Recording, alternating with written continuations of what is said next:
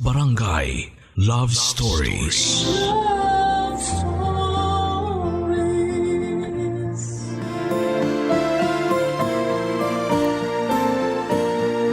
Ang sabi nga nila sa 10 tama at isang pagkakamaling nagawa mo, maaalala ng lahat ang isang pagkakamali na yon.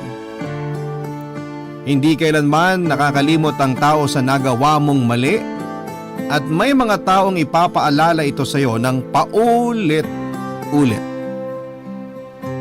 Ikaw kapuso, naranasan mo na bang ipaalala sa iyo ang nagawa mong pagkakamali? Dear Papa Dudut, ako nga pala si Liz, 31 years old at nais ko lang sanang ibahagi. Ang nangyari sa buhay ko, 1 taon na ang nakalipas. Isa ako sa mga tinatawag na black sheep sa pamilya. Walang ibang nakita ang pamilya ko sa akin kundi ang mga pagkakamali ko. Mula pagkabata ay napansin na nila ang pagiging pilya at palaaway ko. Hindi ako kinukonsinte ng mga magulang ko, kaya lang sa pagdidisiplina nila noon sa akin ay mas lalo akong nagpumiglas. Nagrebelde ako lalo na nang umabot ako sa high school. Lagi akong napapag-guidance noon dahil sa hindi ko pagpasok sa klase at mga bagsak kong grado. Nanawa na noon ang magulang ko na magpabalik-balik sa school para lamang makarinig ng mali tungkol sa akin. Pinakiusapan na lamang nila ang kapitbahay namin na kung pwedeng siya na lamang ang umasikaso sa mga mali ko. Hindi ko noon alam, Papa Dudut, pero siguro ay baka paraan ko yon para ipakitang pagod na ako sa pangmamaliit sa akin ng mga magulang ko at ibang tao sa paligid ko. Hindi nga rin nakatulong na meron akong 2 nakababatang kapatid na matatalino at halos perfect sa paningin ng mga magulang namin. Sa kanila ibinuhos ng mga magulang ko ang atensyon at pagmamahal na kailangan ko. Ni minsan ay hindi nila nakitaan ng mali ang mga kapatid ko na kinakasama ng loob ko. Lumaki akong malaki ang naging inggit sa mga kapatid ko dahil hindi ko naramdaman ang pagmamahal at respeto ng mga magulang ko sa akin. Alam ko noon na may mga pagkakamali ako. Pero hindi nakatulong ang lagi nilang pagbabalik sa mga kasalanan ko. Ultimo yung mga nagawa ko noong paslit pa lamang ako. Walang araw na hindi nila pinaparamdam sa akin na walang kwentang tao at anak ako. Hindi ko naman sila masisisi dahil mas pinili ko na lang na sundin ang tingin nila sa akin noon.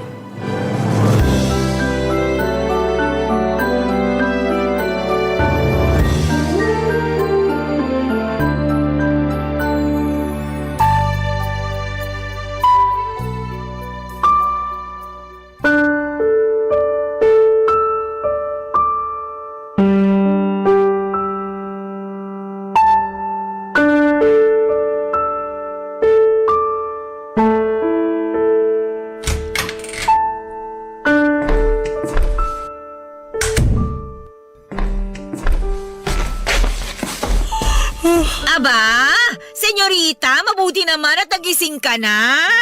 Pasensya na po, Nay, kung tinanghali ako ng gising. Napuyat lang kagabi. May bago pa ba? Wala namang gabing hindi ka nagpuyat. May ginawa lang po kagabi. Pati kami naiistorbo mo sa gabi. Panay ang pa-music mo na akala mo, hindi ka nakakabulahaw ng mga kasama mo sa bahay. Mahina lang naman po yun. May kailangan lang akong aralin na kanta na… Di aralin mo sa umaga, wag sa gabi. Sa gabi lang po kasi ako nakakapag-isip ng maayos eh. Nakakapag-isip ka pa ba ng maayos? Parang hindi naman. Babalik na lang po ako sa kwarto. Diyan ka talaga magaling. Tuwing pinagsasabihan kita, lagi ka nag-walk out. Kagigising ko lang po kasi tapos… Wala akong pakialam kung kagigising mo lang. Kailangan maintindihan mo ang pagkakamali mo. Alam ko naman po lahat ng mali ko. Di ba nga lagi niyong pinapaalala sa akin na bawat ginagawa ko, bawat galaw… Mana po ako sa inyo pagdating sa talas ng memorya. Di ako nakakalimot. Hoy, May pinaparating ka bang hindi maganda? Wala po. Mabuti naman, kasi wala kang karapatan. Ikaw na nga lang itong nakikitira dito sa bahay, ganyan ka pa kung umasta. Hayaan nyo kapag nagkaroon ako ng trabaho, aalis na ako sa bahay nyo. Aba, ay dali-dalian mo, kasi napapagod na ako manermon sa'yo. Pagod na akong laging pinapaalala sa'yo mga mali mo. Eh di wag nyo ipaalala sa akin ang mga mali ko. Di naman na kailangan kasi nakatatak na yan sa utak ko. Ayusin mo yung pananalita mo sa akin, ha? Nanay mo pa rin ako, nakatira ka pa rin sa pamamahay ko. Ayoko naman sanang sumagot ng ganito eh. Kung di nyo lang ako binubungangaan ng binubungangaan. Kailangan kitang bungangaan dahil kung hindi, baka maging palamunin ka na namin ng tatay mo habang buhay. Hindi yan mangyayari, huwag kayong mag-alala. Hindi mangyayari? Eh yun na nga ang nangyayari ngayon na. Ilang taon na. Makakabawi rin ako, Nay. Pahingi na lang sana ng pasensya. Ubus na ang pasensya ko sa'yo. Gumawa ka ng paraan para naman may mayambag ka sa bahay na to. O mas mabuti pang lumayas ka na lang para mabawasan ang pinalalamon dito. Ay, may iba pa ba kayong sasabihin kasi gusto ko nang bumalik ulit sa kwarto ko? O di bumalik ka na lang sa kwarto mo. Tama yan. Huwag ka magpakita sa akin kasi naaalibadbaran ako sa'yo. Ang pangit ng aura mo. Nasisira ang araw ko. Salamat po sa paalala, Nay. Walang anuman. Huwag ka ring mag-alala. Marami pa akong paalala sa'yo sa susunod. Umalis ako noon sa trabaho ko dahil hindi na ako masaya, Papa Dudut. Hindi naman ako nagtatagal talaga sa mga trabaho ko dahil hindi ko makita ang sarili ko noon na masaya sa ginagawa ko. Ito ang nakadagdag na dahilan kung bakit laging mainit ang ulo ng mga magulang ko sa akin, lalo na si nanay. Ang pinakamatagal ko na sigurong naging trabaho ay ang pagiging kahera sa isang 24 hours na convenience store. Nagtagal ako ng 1 taon doon bago ako nagpasyang umalis.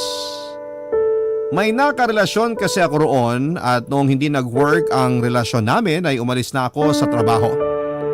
Alam ko naman ang naging issue ko na yon, pero malalim kasi ang dahilan ko kung bakit hindi ako nagtatagal sa mga trabaho ko. Papa Dudut, hindi nga pala ako nakapagtapos ng pag-aaral. 1 SEM lang ang napasukan ko sa college bago ako kinausap ng mga magulang ko para huminto. Walang kagatul-gatul na sinabi sa akin ng mga magulang ko na huminto na ako sa pag-aaral dahil nga kinakapos sila ng budget.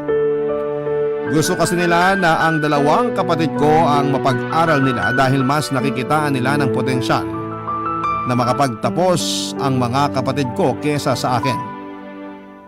Nasaktan ako dahil gusto ko rin namang ipakita sa kanila na tulad ng mga kapatid ko ay kaya ko rin ang mga ginagawa nila. Pero hindi nila ako pinayagang mapatunayan yon. Naisip ko kasi noon na chance ko nang magbagong buhay sa kolehiyo. Gusto ko nang ayusin ang buhay ko pagtungtong ko ng college, pero hinarang pa yon ng mga magulang ko. Tuluyan na talaga silang nawala ng tiwala sa akin na magiging tuwid pa ang buhay ko. Kaya naman sumunod na lamang ulit ako sa mga naisip nila tungkol sa akin. Mas lalo kong pinabayaan ang buhay ko. Pero mas lalo rin silang nagalit sa akin, Papa Dudut.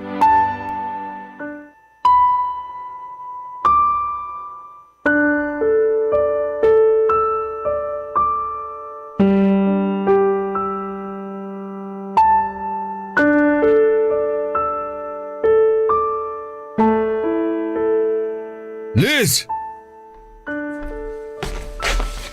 Tay, ano po yun? Maupo ka nga. May sasabihin po ba kayo? Ano na naman tong sinumbong ng nanay mo na natanggal ka na naman daw sa trabaho? Si nanay naman kung makapagsumbong, mali pa. Mali. Ibig sabihin may trabaho ka pa rin. Wala na po ako sa trabaho, last week pa. Pero hindi naman po ako natanggal. Ako yung umalis dahil di maganda ang trato sa amin ng boss namin. Eh di tama nga nanay mo. Wala ka na namang trabaho. Maghahanap na lang po ako sa susunod na buwan. Sa susunod na buwan? Bakit di pa ngayon?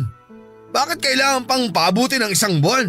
Hindi ko po kasi maharap ngayon, medyo busy po ako. Busy naman saan? Nakakahiya naman sa'yo eh. Madalas ka lang namang tulog at gumagala. Hindi ko pa kasi feel maghanap ng trabaho ngayon eh. Nadismaya kasi ako dun sa huling trabaho ko. Gusto ko lang muna sana magpahinga, Tay. Ipapaalala ko lang sa'yo, di nagpapahinga ang mga bayarin dito sa bahay. Babawi na lang po ako sa susunod. Kung bakit kasi di ka marunong magtiis. Alam mo ang hirap ng buhay dito sa Pilipinas eh. Hindi ko naman po kasalanan kung mahirap mamuhay dito sa Pinas eh. Hindi ko naman sinasabing kasalanan mo kung bakit mahirap dito sa Pinas. Pero matuto ka naman sanang mag-adjust. Hindi mag-a-adjust sa'yo ang bansa natin. Kailangan mong sumabay. Sasabay na lang po ako next month. Wag muna sana ngayon. Naisip mo bang kailangan din nating magbayad ng bahay, kuryente at tubig? Alam ko naman po. Next month na nga lang. At ano? Iaasa mo ulit sa amin ng nanay mo ang mga bayarin dito sa bahay. Ikaw pa naman ang panganay. Dapat tumulad ka sa ibang mga panganay na may pakinabang. Eh sa wala nga po akong magawa eh. May magagawa ka. Tamad ka lang. May naitabi akong konti. Ambag ko na lang yun sa tubig. Sa kuryente ka magambag. Wala pang 200 yung babayaran sa tubig eh. Mahiya ka naman. Wala pong matitira sa akin kung ako magbabayad ng kuryente ngayon. At kami, di mo ba naisip kung may matitira pa sa amin? Paano ang pagkain natin sa susunod? Paano ang baon ng mga kapatid mo? Eh di maghanap na rin sila ng trabaho. Nasa tamang edad naman na sila para magtrabaho eh. Marami namang job offers dyan na tatanggap sa kanila dahil sabi nyo nga, matalino sila, di ba? Gusto namin ng nanay mo na mag-focus sila sa pag-aaral nila para mabilis silang makatapos. Sila na lang ang inaasahan namin, guguluhin mo pa. O eh yun naman pala eh. Sa kanila na lang kayo umasa, wag na sa akin. Mapapagod lang kayo kasi wala kayong mapapala sa panganay nyo. Alam mo, sa totoo lang, pagod na talaga kami ng nanay mo. Pero wala kaming magagawa dahil ikaw lang ang inaasahan namin sa ngayon. Hindi pa nakakatapos sa mga kapatid mo. Ay, may iba pa ba kayong sasabihin kasi gusto ko na lang ulit bumalik sa kwarto ko? Yan na lang ba lagi ang sagot mo kapag gusto mong umiwas sa usapan? Sige, magkulong ka na lang ulit sa kwarto mo. Baka sakaling maglabas ng pera yung mga dingding ng kwarto mo. Saluhin mo ng maayos ha. Napailing na lamang ako, Papa Dudut, habang papunta sa kwarto ko. Hindi ko na nilingon si tatay na diretso pa rin noon sa pagbubunganga niya. Nilakasan pa nga niya lalo ang boses niya para mas lalo akong masaktan. Pagkarating ko sa kwarto ay agad kong sinarado ang pintuan. Nakatayo at nakadikit lamang ang likuran ko sa pintuan dahil pakiramdam ko ay babagsak ako. Ang pintuan kong yon ang naging suporta ko sa mga nanginginig kong tuhod. Ilang minuto akong nakadikit sa pintuan habang inaalalayan ang dibdib ko. Gusto ko mang pigilan ang pag-iyak ko pero dahil hindi na kaya ng dibdib ko ang bigat ay nagkusa na lamang ang mga luha ko sa pagbagsak. Para hindi ako marinig ay binuksan ko ang radyo at nilakasan ang volume nito. Doon pa lamang ako umiyak ng malaya, Papa Dudut. Nagpunta ako sa kama ko at saka padapa na umiyak. Hindi ko na noon kinaya pa ang mga masasakit na salita ng mga magulang ko, Papa Dudut. Alam ko namang marami akong naging pagkakamali sa kanila at alam ko rin namang mali ang mga nagawa ko na sinukuan ko na ang pagbabago. Pero kung araw-araw ba naman kasi ang pagdib ko, nakatulugan ko na rin yun at nagising na lamang ako sa pagkalampag ng tatay ko sa pintuan. Hinihingi na niya noon ang ambag ko sa kuryente. Inabot ko sa kanya ang 2,000 pisong natira sa akin. Humingi pa siya ng dagdag dahil kulang daw yon pero sinabi kong yun na lang talaga ang meron ako. Napailing lamang siya at saka umalis nang hindi nagpapaalam. Nagbalik ako sa kama para ituloy ang pagtulog ko pero hindi ko nagawa yon. Nakatingin na lamang ako sa kisame at iniisip kung ano naman ang susunod na pagkakamaling magagawa ko sa pamilya ko na siguradong ikakagalit nila, Papa Dudut. Barangay Love Stories. Barangay Love Stories. Pangarap kong maging isang music teacher kaya naman sinabi ko sa mga magulang ko na may kinalaman doon ng kursong kukunin ko sa kolehiyo. Pinagtawanan lamang nila ako at sinabing wala raw pera sa musika. Nasaktan ako dahil matagal ko ng pangarap yon, Papa Dudut. Magaling akong kumanta at magaling din sa mga instruments, lalo na sa gitara at sa piano. Alam kong nakita naman yon ng mga magulang ko pero gusto nilang maging praktikal. O baka naman talagang nawalan lamang sila ng tiwala sa akin. Sinabi nila na sila ang magpapaaral sa akin kaya kailangan sila ang masusunod sa kursong kukunin ko. Dahil nga gusto ko na rin noon na may mapuntahan ng buhay ko ay pumayag ako sa gusto nila. Sinabi nilang mag-nursing ako dahil yon ang uso. Marami na rin daw kasi silang kakilala na nakapunta na sa ibang bansa dahil sa pag-nurse. Hindi ko na nilabanan pa ang gusto nila, Papa Dudut, at nag-enroll ako para sa kursong nursing. Sinikap ko namang mahalin ang kursong yon pero talagang hindi ko kinaya. Pinangako ko na lamang sa sarili ko na tatapusin ko ang nursing at kapag nakaipon na ako ay itutuloy ko ang pangarap kong maging music teacher. Maayos na noon ang plano ko sa buhay kung hindi lang biglang binalita sa akin ng mga magulang ko na kailangan kong huminto ng pag-aaral para magkaroon sila ng sapat na budget para sa pagpasok sa kolehiyo ng mga kapatid ko. Nalungkot ako pero wala naman akong magagawa dahil sila ang nagpapaaral sa akin. Sa halip na mag-aral, inutusan nila akong magtrabaho na lamang para may maiambag ako sa bahay. Lahat ng yon ay sinunod ko kahit na labag sa kalooban ko, Papa Dudut.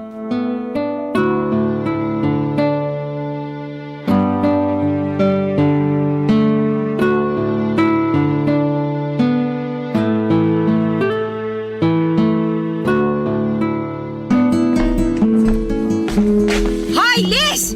Bakit po, Nay? Ano po yun? Ay naku, konti na lang talaga ihahampas ko na yung gitara mo sa mukha mo eh. Sige, ubusin mo pa ang pasensya ko. Bakit na naman po? Anong bakit? Wala ka nang ibang ginawa kundi mag-gitara at kumanta. Akala mo ba ganun kakagaling? Di naman po ako masyadong magaling pero kaya ko naman. Marunong naman akong kumanta at magpatugtog. Wala akong pakialam. Kaya pwede ba? Itigil mo na yan dahil masakit na ang tenga ko. Mas gusto ko pa makinig na lang sa radyo kaysa marinig yung pag-iingay na ginagawa mo. Nagpa-practice lang naman po ako sana para makapag-audition ako. Audition saan? Sa TV? Sa bar po. May nakita po akong opening sa isang bar. Ano yan? Magpopokpok ka? Hindi po, Nay. Mag-audition po ako bilang acoustic singer. At sa bar mo pa napili? Sa inuman? Ganon? Baka naman gusto mo lang talagang gumimik. Gagawin mo pang rason niyang ako acoustic singer na yan. Gusto niyo maghanap ako ng trabaho ngayong naghahanap ako ng trabaho? Paano kaya kung mag-asawa ka na lang? Asawa? Wala nga akong boyfriend eh. At isa pa, wala akong balak mag-asawa. Oh, mag-asawa ka na lang talaga. Baka para dun ka. Nay! Naalala mo ba yung dati nating kapitbahay na si Roel? Yung seaman!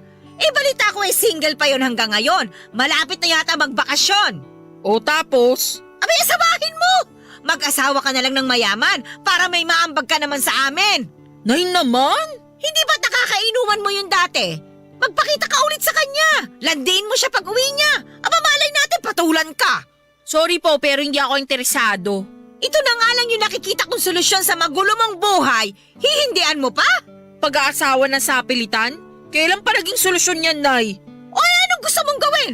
Maging Oras makakahanap din ako ng magandang trabaho. Kaya nga ako nagpa-practice para makakuha ako ng trabaho. wala na akong pag-asa na makakahanap ka pa ng matinong trabaho. Kaya mas magandang ibugaw nyo na lang ako para makapag-asawa, ganon. Hindi mo ba nakikita kung gaano kaganda ang plano ko? Matutulungan ang pag-aasawa mo ang katamaran mo sa buhay. Kapag nakapag-asawa ka ng may pera tulad ni Roel, hindi mo na kailangan magtrabaho. Magpabuntis ka kagad para wala nang kawala sa sustento kung sakali mang hindi kayo magkatuluyan. Grabe kayo, Nay. Paano nyo nasasabi yung mga bagay na yan? Maganda nga yun para sa amin ng tatay mo eh. Sigurado namang mag-aabot ka pa rin naman sa amin kahit nakapag-asawa ka na, di ba? Hindi mo naman kami pwedeng kalimutan. Ay! Ewan ko na lang talaga. Kung madamot ka at ayaw mo mag-ambag, di sige, mag-asawa ka na lang para makalayas ka na rito sa bahay. Ilang beses nyo na akong pinapalayas. Pero hanggang ngayon nandito ka pa rin, di ba? Nay, baka pwedeng tigilan na natin tong usapan na to. Mas lalo lang ako nadadown eh. Sino ba may kasalanan? Ikaw lang din naman. Pag-isipan mong mabuti ang mga sinabi ko. Si Ruel na ang solusyon sa problema namin sa'yo. Kinilabutan ako sa gustong mangyari ni nanay sa buhay ko, Papa Dudut. Nagdesisyon siyang ireto ako sa iba para lamang makapag-asawa at magkapera. Wala pa sa isip ko noon ang pag-asawa dahil alam ko sa sarili ko na hindi pa ako capable noon. Isa pa ay hindi pumasok sa isipan ko na maging karelasyon si Ruel dahil hindi naman kami close at isang beses lamang kaming nagsama sa isang inuman. Nasilaw si nanay sa nalaman niyang sahod ng mga seaman kaya naman ilang araw niya akong pinilit na lapitan si Ruel kung sakaling dumating na siya. Hindi ko na lamang inimig si nanay dahil kahit na anong gawin ko, ako pa rin ang talo. Iniwasan ko na lamang siya para hindi na niya ako dakdakan tungkol kay Ruel. Wala akong planong manggamit ng isang tao para lamang umusad ako sa buhay. Hindi ako kagaya ng nanay ko na handang isakripisyo ang dignidad para lamang may perang maibulsa. Sinikap kong maghanap ng trabaho, Papa Dudut, para mabilis akong makapag-ipon. Naisip ko rin kasi na kailangan ko nang umalis ng bahay dahil kung hindi baka mas lalo pa akong ipagpilitan ni nanay kay Ruel. Nag-audition ako sa bar para maging singer pero hindi ako natanggap dahil mas magaling ang mga nakasabayan ko. Sinubukan ko maghanap ng kahit na anong trabaho pero hindi pa rin ako pinalad. Karamihan kasi sa mga kumpanya ay naghahanap ng mga nakadalawang taon sa kolehiyo. Nawala na ako ng pag-asa pa sa buhay dahil sa mga nangyayari. Wala naman ako mapagsabihan noon dahil ako pa rin ang magiging mali sa huli. Sinikap kong isolo lahat ng masasamang nangyayari sa akin. Ipinangako ko na lamang sa sarili ko na oras na mabigyan ako ng tsansang makabangon ay tatakbo ako kaagad, palayo sa pamilya ko.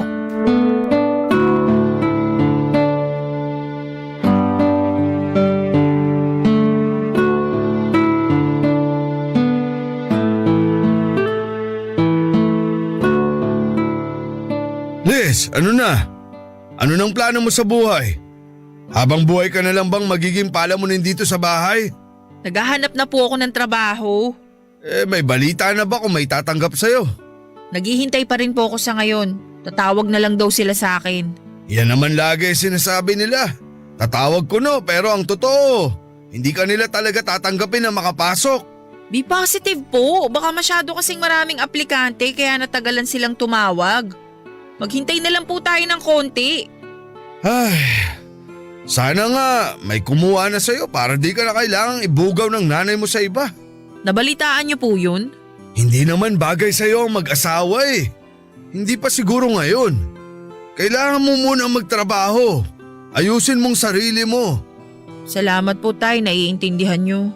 Kapag kasi nakapag-asawa ka na, baka lalong di ka na namin maasahan. Siyempre magkakaroon ka na ng sariling pamilya eh. Paano naman kami? Paano mo kami matutulungan? Yun lang pala ang rason kaya ayaw niyo ako mag-asawa eh. Akala ko pa naman kinampihan niyo na ako kasi concerned kayo. Mas concerned pa pala kayo sa perang ibibigay ko. Ewan ko ba dyan sa nanay mo kung bakit di niya maisip na mas lalo kaming mawawala ng pakinabang sa'yo kung mag-aasawa ka na. Tay, may tatapusin lang po ako sa kwarto. Teka nga, tumayo ka nga muna saglit. Bakit po? Gusto ko lang makita ang hubog ng katawan mo. Po? Bakit po? Para saan? Hoy, wala akong masamang binabalak sa'yo ha. Gusto ko lang makita kung papasa ka rin sa sinasabi ng kaibigan ko. Ano po yun? May sinabi kasi yung kaibigan ko na pwede siguro sa'yo yun. Ano nga po yun? Uso na raw ngayon yung nagbabayad para sa mga hubad na picture at video. Depende raw sa gusto ng kliyente. Ano? Karaniwan daw galing pa sa ibang bansa yung mga kliyente. Malaki raw ang bayad sa pagsasend ng mga picture na nakahubad. Gustong gusto raw nila ng mga payat at morena eh. Kaya bigla kitang naalala. Anong gusto nyong palabasin? Gusto nyo bang gano'n na maging trabaho ko? Bakit naman hindi? Praktikalan na tayo. Marami raw ang gumagawa nun eh. Bakit di mo subukan? Diba? Wala namang mawawala. Walang mawawala. Paano yung dignidad at respeto ko sa sarili ko? Trabaho lang naman yun. Pagkalipas ng 1 linggo mababawasan na yung pandidiri mo sa sarili mo. Isipin mo na lang yung perang makukuha mo. Wow! Sana ganun lang kadali yung gusto nyong mangyari. Masasanay ka rin naman. Di ka naman gagalawin Titingnan lang nila yung mga picture at video mong nakaubad. Para ka lang nagmo-model. Tay, hindi po. Ayoko po ng ganun. Huwag ka na mag-inarte. Kung sakaling may pagawa sa'yo bukod sa pagpaposing, sigurado naman akong mas malaking bayad yun. Makakapagpatayo na tayo ng bahay kapag nangyari yun. Makakatulong din yung perang makukuha. Paano to? Papasok na ako sa kwarto.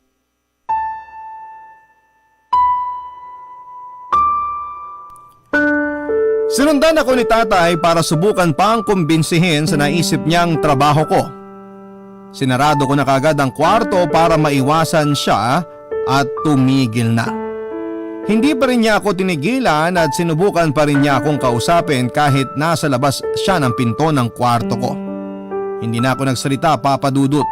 Nandiri ako lalo na sa mga sinabi niya kahit siya na lamang daw ang magpicture sa akin para hindi na kailangang gumastos ng professional na photographer. Hindi ko talaga maintindihan noon kung bakit hindi niya makitang mali ang pinapagawa niya sa akin, Papa Dudut. Nagtalukbong ako ng kumot kahit sobrang init para lamang mabawasan ang naririnig ko kay tatay. Makalipas lamang ang ilang sandali ay natahimik din ang paligid ko. Naupo ako sa gilid ng kama habang sinasabunutan ang sarili ko. Hindi ako makapaniwalang nagawang isuggest ni tatay ang ganong klase ng trabaho sa akin. Sinubukan kong alisin sa isipan ko ang naging usapan namin pero hindi ako nagtagumpay, Papa Dudut. Gusto kong lumabas ng kwarto pero natakot ako na baka nag-aabang lamang si tatay sa akin. Tumambay pa ako saglit sa kwarto ko at hindi ako gumawa ng kahit na anong ingay para hindi matokso si tatay na lapitan akong muli. Nakontento ko sa katahimikan sa paligid ko kesa sa ingay na ginagawa ng pamilya ko. Bigla na lamang akong naiyak sa hindi ko malamang dahilan at inayaan ko lang ang sarili ko sa ganong sitwasyon, Papa Dudut.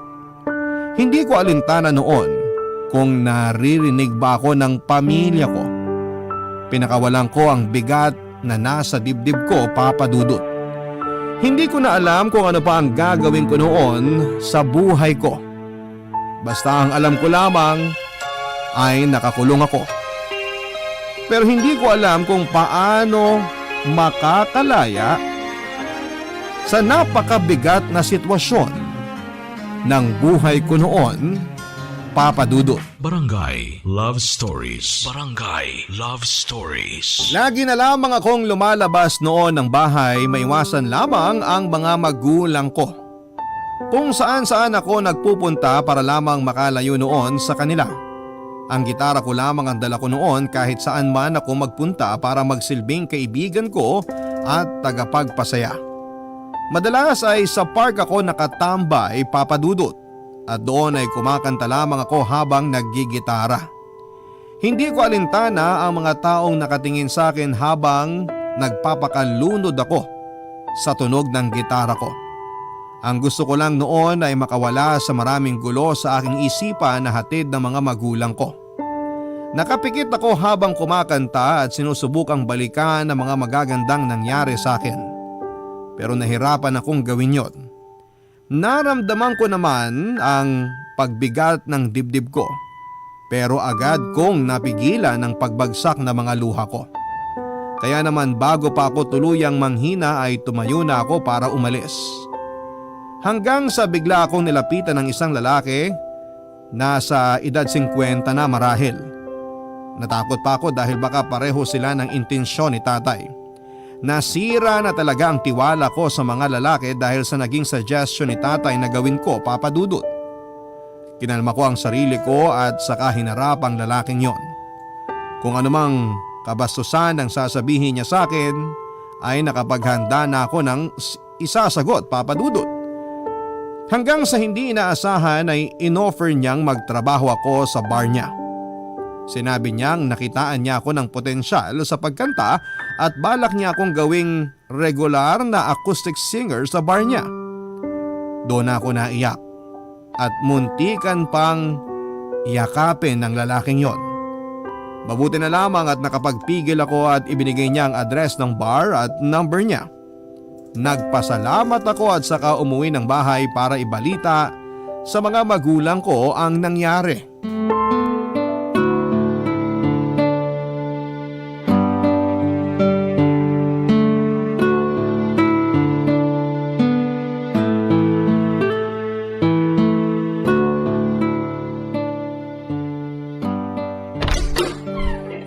Nay! Tay! May babalita po ako sa inyo.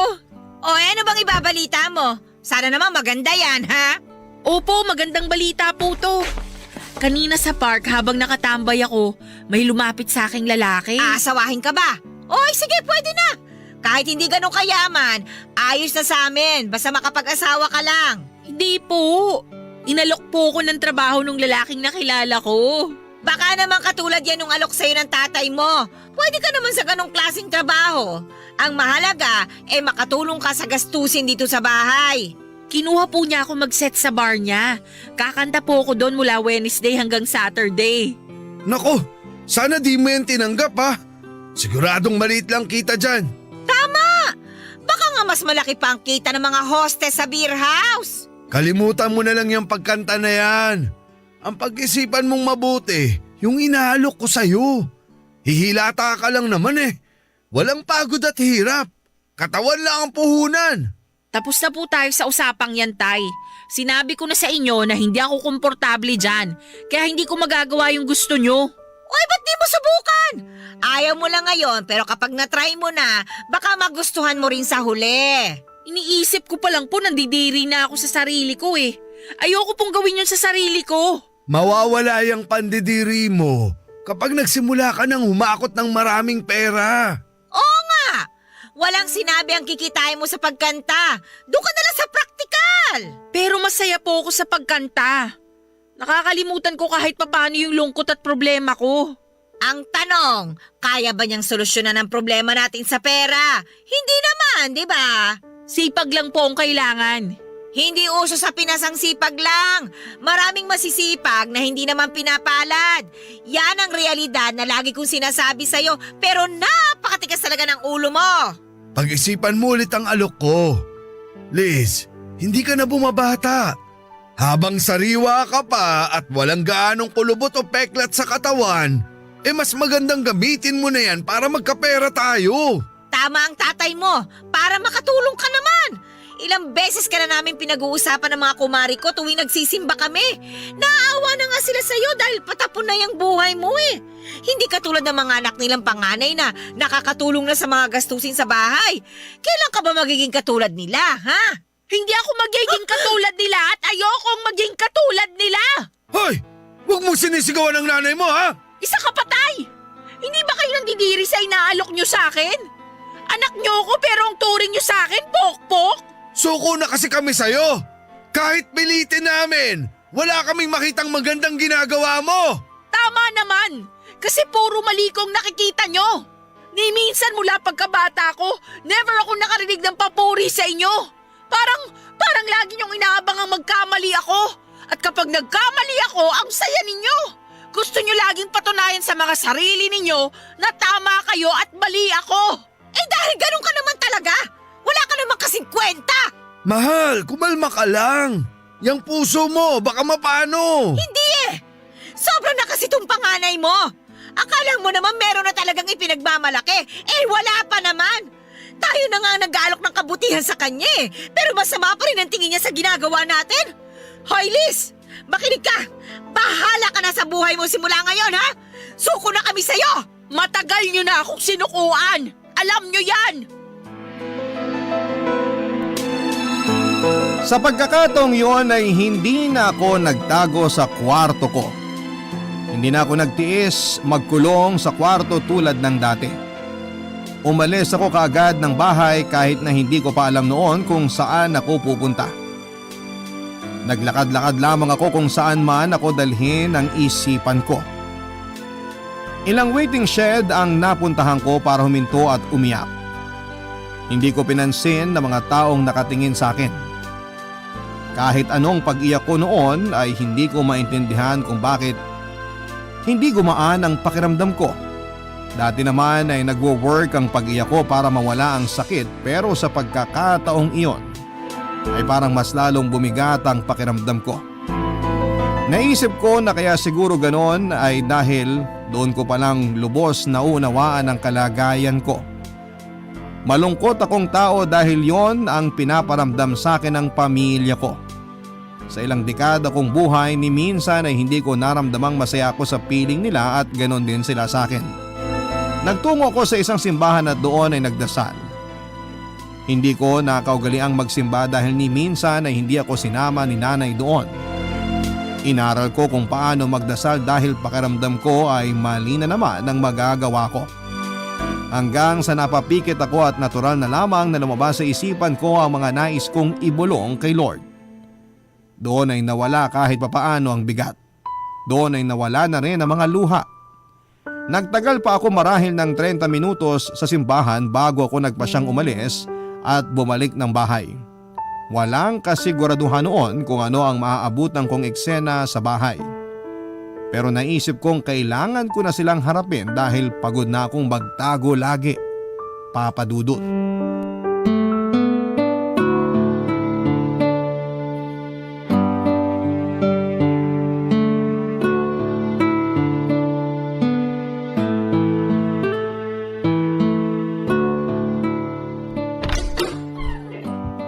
Mabuti naman at umuwi ka na. Magpapahinga na po ako. Bago ka magpahinga, pwede bang mag-usap muna tayo? Tungkol saan po bang pag-uusapan? Tungkol sa mga plano mo sa buhay. Baka po pwedeng pagpabukas na lang natin yan, inaantok na po ako eh. Kailangan na nating maayos tong gulong nangyayari sa atin. Hindi na maganda na nasa iisang bahay tayo tapos away tayo ng away. Wala naman po akong balak makipag-away. Gusto ko nga rin po sana magkaayos tayong lahat eh. Nakakapagod na pong ipaliwanag ang sarili ko. Pagod na po akong magtago kapag hindi niyo ako maintindihan. Alam mo Liz, naiintindihan kita. Pasensya ka na ha, kung lagi ka naming napagbubuntunan ng galit. Sorry din po kung madalas akong nadadala ng emosyon. Hindi ko na rin kasi alam ang ginagawa ko eh. Napapagod na rin ako sa buhay na ganito. Nahihiya na ako sa nangyayari sa akin. Ito na ang pagkakataon natin para maayos na ang lahat.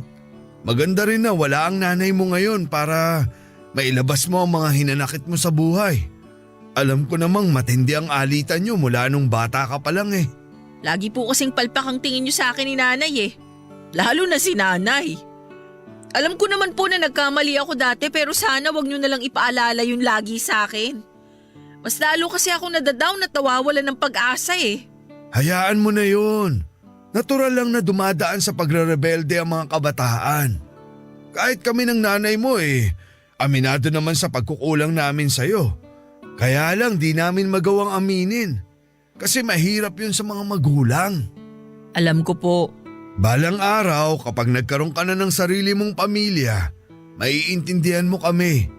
Kahit wala pa po, naiintindihan ko na kayo ngayon. Thank you, Tay ah. Sorry po ulit. At sana maintindihan mo rin ang sasabihin ko ngayon. Tay, kung tungkol po ito sa inaalok niyo sa akin… Huwag kang mag-alala. Walang kinalaman doon ang sasabihin ko. Wala talaga akong kwentang tatay pag nagkataon kung yun ang trabahong papakuha ko sa'yo. Nga pala, may napag-usapan kami ng nanay mo kanina nung umalis ka. Ano po yun? Napagkasunduan namin na mabuti pa siguro umalis ka na rito sa bahay. Akala ko po ba ayusin natin ang problema natin? Nakapag-usap naman po tayo. Kasi ilang taon na rin. Kaya ang nakikita na lang naming solusyon, umalis ka na lang. Pero Tay… Kesa nai-stress kami ng nanay mo sa nangyayari sa buhay mo. Pagod na rin kaming paulit-ulit lang humingi ng ambag sa'yo, pero wala ka namang maibigay. Huwag kang mag-alala, naiintindihan naman kita kung di mo pa kayang magbigay ng pera. Kaya lang, praktikal kami ng nanay mo eh. Kailangan namin ng katulong sa gastusin. May konting tiwala kami nung una na makakatulong ka. Pero habang tumatagal, naubos na ang tiwala namin sa'yo. Bigyan niyo lang ako ng 1 buwan para makapag-ipon. Wag na. Mas maganda bukas na bukas umalis ka na. Pakiusapan mo na lang yung bar na sinasabi mo kung pwedeng stay in ka na lang dun muna. Nakausap ko na kasi yung pinsan mong si Tonton. Ano pong kinalaman ni Tonton dito? Pupunta siya rito bukas dahil nakakuha na siya ng trabaho rito sa Maynila. Ipapaupa namin sa kanya yung kwarto mo. Para naman may pagkakitaan din kami ng nanay mo. Sa totoo lang last week pa siya nakikiusap. Kanina lang kami nakapagdesisyon ng nanay mo. Baka po pwedeng kahit sa sala na lang ako pansamantala habang di pa ako nakakahanap ng matutuluyan. Kasi anak, mas magandang ngayon pa lang mapuwersa ka ng magsarili. Kung dito ka pa rin sa bahay, aasa ka pa rin sa amin. Ayaw na sana naming maging responsibilidad pa namin ang pagkain at tutuluyan mo. Sana nagkakaintindihan na tayo ha? Tay, wala talaga ako mapupuntahan. Maawa naman kayo. Naaawa naman ako sa'yo. Kami ng nanay mo. Kaya lang anak, kailangan na rin namin ng pera Maawa ka rin sa amin ng nanay mo. Di po ba may nakuha na akong trabaho? Makakapag-ambag na ako ngayon. Pero kumpara sa upa ni Tonton, mas malaki yun sigurado kaysa sa iaabot mo. Pasensya ka na anak ha. Pwede kitang tulungang mag-impake ngayon. Nakabili na ako ng mga karton kanina. Halika, tulungan na kita habang gumagapang pa yung kape sa ugat ko. Halika na, dali. Hinila na ako ni tatay para mag-impake na. Dinala na rin niya sa kwarto ang mga karton na nabili niya para mailigay ang mga gamit ko. Sinabi naman niya na kung hindi ko pa kayang bitbitin yon ay pwedeng itabi muna tapos ay balikan ko sa susunod. Nangihina na lamang akong sumunod noon sa gusto ni Tatay Papa Dudut. Nanginginig ang mga kamay kong naglagay ng mga damit sa bag ko. Kumanta pa noon si Tatay habang tinutulungan ako sa mga gamit ko at nung natapos kami sa pag-aayos ay saka siya nagpaalam para matulog na. Binilin din niya akong gumising ng alas 8 ng umaga para sunduin si Tonton sa terminal para hindi maligaw papunta sa bahay. Sinabi rin ni tatay na after noon ay pwede na akong umalis ng bahay. Naiyak na lamang ako pagkatapos umalis ang ex ko para pakiusapan kung pwedeng magstay muna ako sa kanila kahit na ilang araw lamang habang naghahanap ako ng matutuluyan. Mabuti na lang at pumayag siya dahil sinabi niyang mahal pa niya ako. Naawa ko sa kanya dahil ginamit ko ang nararamdaman niyang pagmamahal sa akin para may matuluyan ako. Kaya lang wala na kasi akong choice noon kundi ang pakisamahan ang ex ko. Nakipagbalikan siya sa akin at dahil lito ako ay pumayag naman ako. Magulo na talaga ang buhay ko, Papa Dudut. Nakapag-decide ako ng mga bagay na hindi ko naman gusto pero kailangan ko. Mas lalo ako nawala ng pag-asang makakabangon pa dahil bukod sa pamilya ko, nawala na rin ako ng tiwala sa sarili ko. Hindi ko alam kung paano itatayo ang sarili ko dahil parang mas madali na lamang tanggapin ang pagkakadapa ko. Baka nga hanggang dito na lamang ang kaya ko na ayusin ang buhay ko. Maraming salamat po sa pagbasa ng aking liham. Ang inyo pong kapuso at kabarangay forever, Liz. Nagustuhan ng iyong napakinggan? Ituloy yan via live stream sa www.gmanetwork.com/radio. Barangay LS 97.1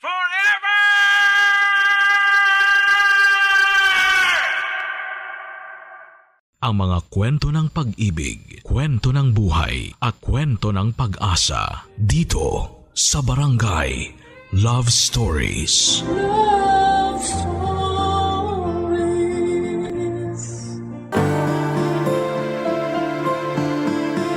Kung sino ang mga mas nagbibigay, sila ang pinagpapala. Kaya huwag tayong magsawang maging biyaya lalo na sa mga taong sa puso natin napalapit na. Ikaw kabarangay, gaano mo kamahal ang iyong pamilya?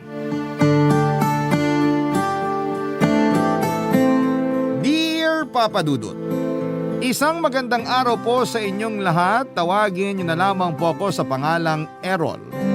32 years old at kasalukuyang naninirahan at nagtatrabaho dito sa London, United Kingdom. Kasama ko po rito ang mag-ina ko at dito ko na rin nakilala ang asawa ko. Taga rito po siya, Papa Dudut, pero mahal na mahal po niya ang kulturang Pilipino. Malapit din siya sa pamilya ko sa Pilipinas at palagi kaming umuwi tuwing Pasko hanggang Bagong Taon. Pero hindi po love story namin ng wife ko ang gusto kong i-share sa inyo kundi ang kwento ng pamilya namin. Papa Dudut, tubong masbate po ang angka namin pero napadpad kami sa Rizal. Hindi kami mayaman pero hindi rin naman po naghihikahos. Dati pong machine operator ang tatay ko sa Pasig bago sila nakapagpundar ng telahan at tindahan ng mga damit sa bayan ng Taytay. Yun na po ang magkasama nilang pinagkakabalahan ng nanay ko hanggang sa kasalukuyan. Dalawa lamang po kaming anak nila, bunso ako at may nakakatandang kapatid ako na si Ate Aida. 5 years ang tanda niya sa akin. Close po kami ng ate ko, Papa Dudut. Role model ko siya dahil mabait siyang anak at lagi niyang napapasaya ang mga magulang namin. Pero noong 18 years old na siya ay nabuntis siya ng boyfriend niya at nalaman yun ng parents namin. Nagkasamaan sila ng loob pero sa huli ay pinatawad at tinanggap pa rin nila si ate. Kaya lang ay hindi po tumagal yung pagsasama ni na ate at ng boyfriend niya. Pagkatapos ng 5 taon ay nalaman ni na mama at papa na sinasaktan siya nito physically at ng bababae pa. Pinaghiwalay sila ng mga magulang namin at simula noon ay sa bahay na namin tumira sina ate at ang pamangkin ko. Para sa akin ay walang kaso yon dahil mahal na mahal ko po silang pareho, Papa Dudut.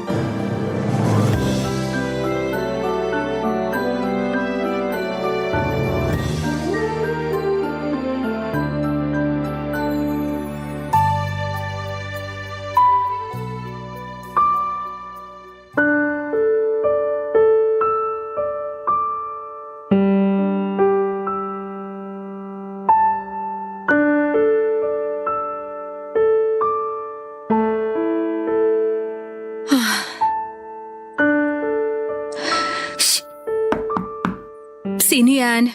Ako to, ate. Sandali lang. Ate, umiiyak ka ba? Ha? Wala to. Napuwing lang ako. Napuwing ka dyan. Ate, di mo ako maluloko. Halata namang umiiyak ka oh. Kahit kailan talaga wala akong maitatago sa'yo. Kilala kita. Magkapatid tayo. Anong problema? Wala naman. Oh, teka. May kailangan ka ba? Sabi kasi ni na mama at papa, hindi ka pa raw nagdi-dinner. Kararating ko lang galing school. May ginawa kasi kaming project. Yayayain sana kitang kumain. Ganon? Oo, kaya tara na. Wala akong gana eh. Mamaya na lang siguro. Sabi ko na eh, may problema ka talaga. Yun yung dahilan kaya ka umiiyak no. Oo. Pwede naman natin pag-usapan. Ikwento mo sa akin para gumaan yung nararamdaman mo, ate. Pero baka nagugutom ka na. Makakapaghintay naman yung sikmura ko. O sige, pasok ka muna. Sige. Upo ka na lang dyan sa kama. Iusog mo na lang yung mga damit na natupi ko na. Mga nilabhan ko yan kanina. Sige, ate.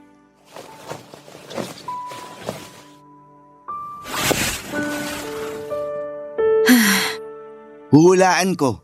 Tungkol na naman ba yan dun sa dati mong kinakasama? Oo eh. Tinawagan mo na naman ba siya, ate? Oo, pero nalaman ko may iba na siyang kinakasama. Ha? Seryoso ba yan? Seryoso. Tapos sinabihan niya ako na hindi na siya makakapagbigay ng sustento sa anak namin. Nag-iipon daw kasi siya ng pera para dun sa panganganak ng bago niya. Kapal ng mukha ano na. Anong sinabi mo sa kanya?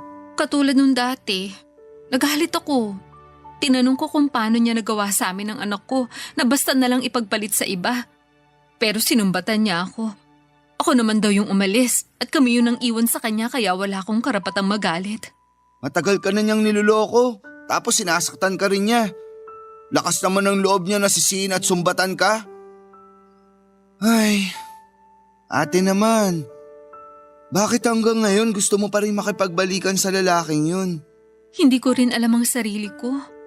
Alam ko naman na hindi ko deserve na saktan at abusuhin pero parang hindi ko naman kaya mawala siya sa akin. Kaya lang, mukhang wala na talaga. Hindi na maaayos yung pamilya namin kasi may iba na siya.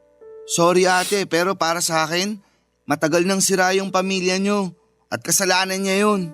May kasalanan din naman ako. Siguro kasi hindi ako naging sapat sa kanya. Ang sabihin mo, masyado siyang mapaghanap. Kung pwede ko lang talagang pangahan ngayon yung lalaking yun, gagawin ko. May ganti man lang kita sa kanya. O kaya kahit isang malakas na sapak lang ate. Talagang ayaw mong naagrabyado ang ate mo Ayoko talaga. Kaya nga ang saya ko nung naghiwalay na kayo eh. Kaso, nakakalungkot din naman ngayon kasi mukhang di ka pa rin okay. Ang hirap naman kasi maging okay. Hanggang ngayon kasi, mahal ko pa rin siya. Pero kailangan kong kayanin para sa anak ko. Hindi ka naman namin minamadali na maging okay agad ate. Basta kahit na anong mangyari, nandito lang kami ni na mama at papa. Lalo na ako. Pwede mo akong kwentuhan. Makikinig ako kahit na paulit-ulit pa yan. Kapatid mo ko. Paramay mo ko lalo na sa mga ganitong sitwasyon. Salamat, Errol. Sa totoo lang, gumaan ng konti yung loob ko nung naikwento ko na sa'yo. Walang anuman. Basta kung anumang bumabagabag sa'yo, sabihin mo lang sa akin. Saka malalampasan mo rin yan ate. Nagawa mo at kinaya siyang iwan para sa kapakanan niyong mag-ina. Alam ko wala ako sa sitwasyon mo pero kahit papano, naiintindihan ko kung bakit hanggang ngayon hindi ka pa rin makabitaw. Hayaan mo na muna. Iiyak mo lang. Magiging maayos din ang lahat. Aminado ang ate ko na nabulag siya sa pag-ibig at pinagpalit niya yung pagkakataon na makapagtapos ng pag-aaral noong pumayag siyang may mangyari sa kanila ng dati niyang kinakasama. Mula nang bumalik siya sa bahay namin ay walang araw na hindi ko nakita sa mga mata ng kapatid ko yung hiya at pagsisisi dahil sa sitwasyon nila noon ng pamangkin ko. May pagkakataon din na narinig ko siyang umiiyak at nagmamakaawa sa lalaking yon habang kausap niya sa cellphone. Habang pinag-uusapan nila ang tungkol sa pagbabalikan nila. Gusto ni ate na sila ang piliin sa halip na yung bago nitong kinakasama. Dahil doon ay alam kong hindi pa rin nakakapag-move on si ate kahit na naranasan niyang abusuhin at saktan ng taong mahal niya. Nalulungkot din ako para sa pamangkin ko dahil hindi man lang nito mararanasan na magkaroon ng buong pamilya. Pero naniniwala po ako na masyado nang makaluma ang konseptong ito. Para kasi sa akin ay walang silbi ang pagiging buo ng isang pamilya kung meron namang nang aabuso. Hindi dapat ginagawang normal ang pagtitiis sa pang-aabuso sa loob mismo ng tahanan para lamang masabi na kompleto at buo ang isang pamilya. Kaya sang-ayon po ako noong binawin ni na mama at papa si ate sa abusado niyang kinakasama. Galit na galit po ako sa lalaking yon, Papa Dudut. Hinding-hindi ko po siya mapapatawad sa ginawa niya sa kapatid ko at sa anak nila. Napapatanong nga ako sa sarili ko kung bakit may ganong klase ng mga tao. Yun bang nasa kanila na ang pamilya na pinapangarap ng iba pero nagagawa pa rin nilang ipagpalit. Alam ng parents ko na close kami ni Ate Aida, Papa Dudut, lalo na ni Mama. Kaya nga hindi na bago sa amin na minsan ay napag-uusapan namin yung sitwasyon ng kapatid ko, Papa Dudut.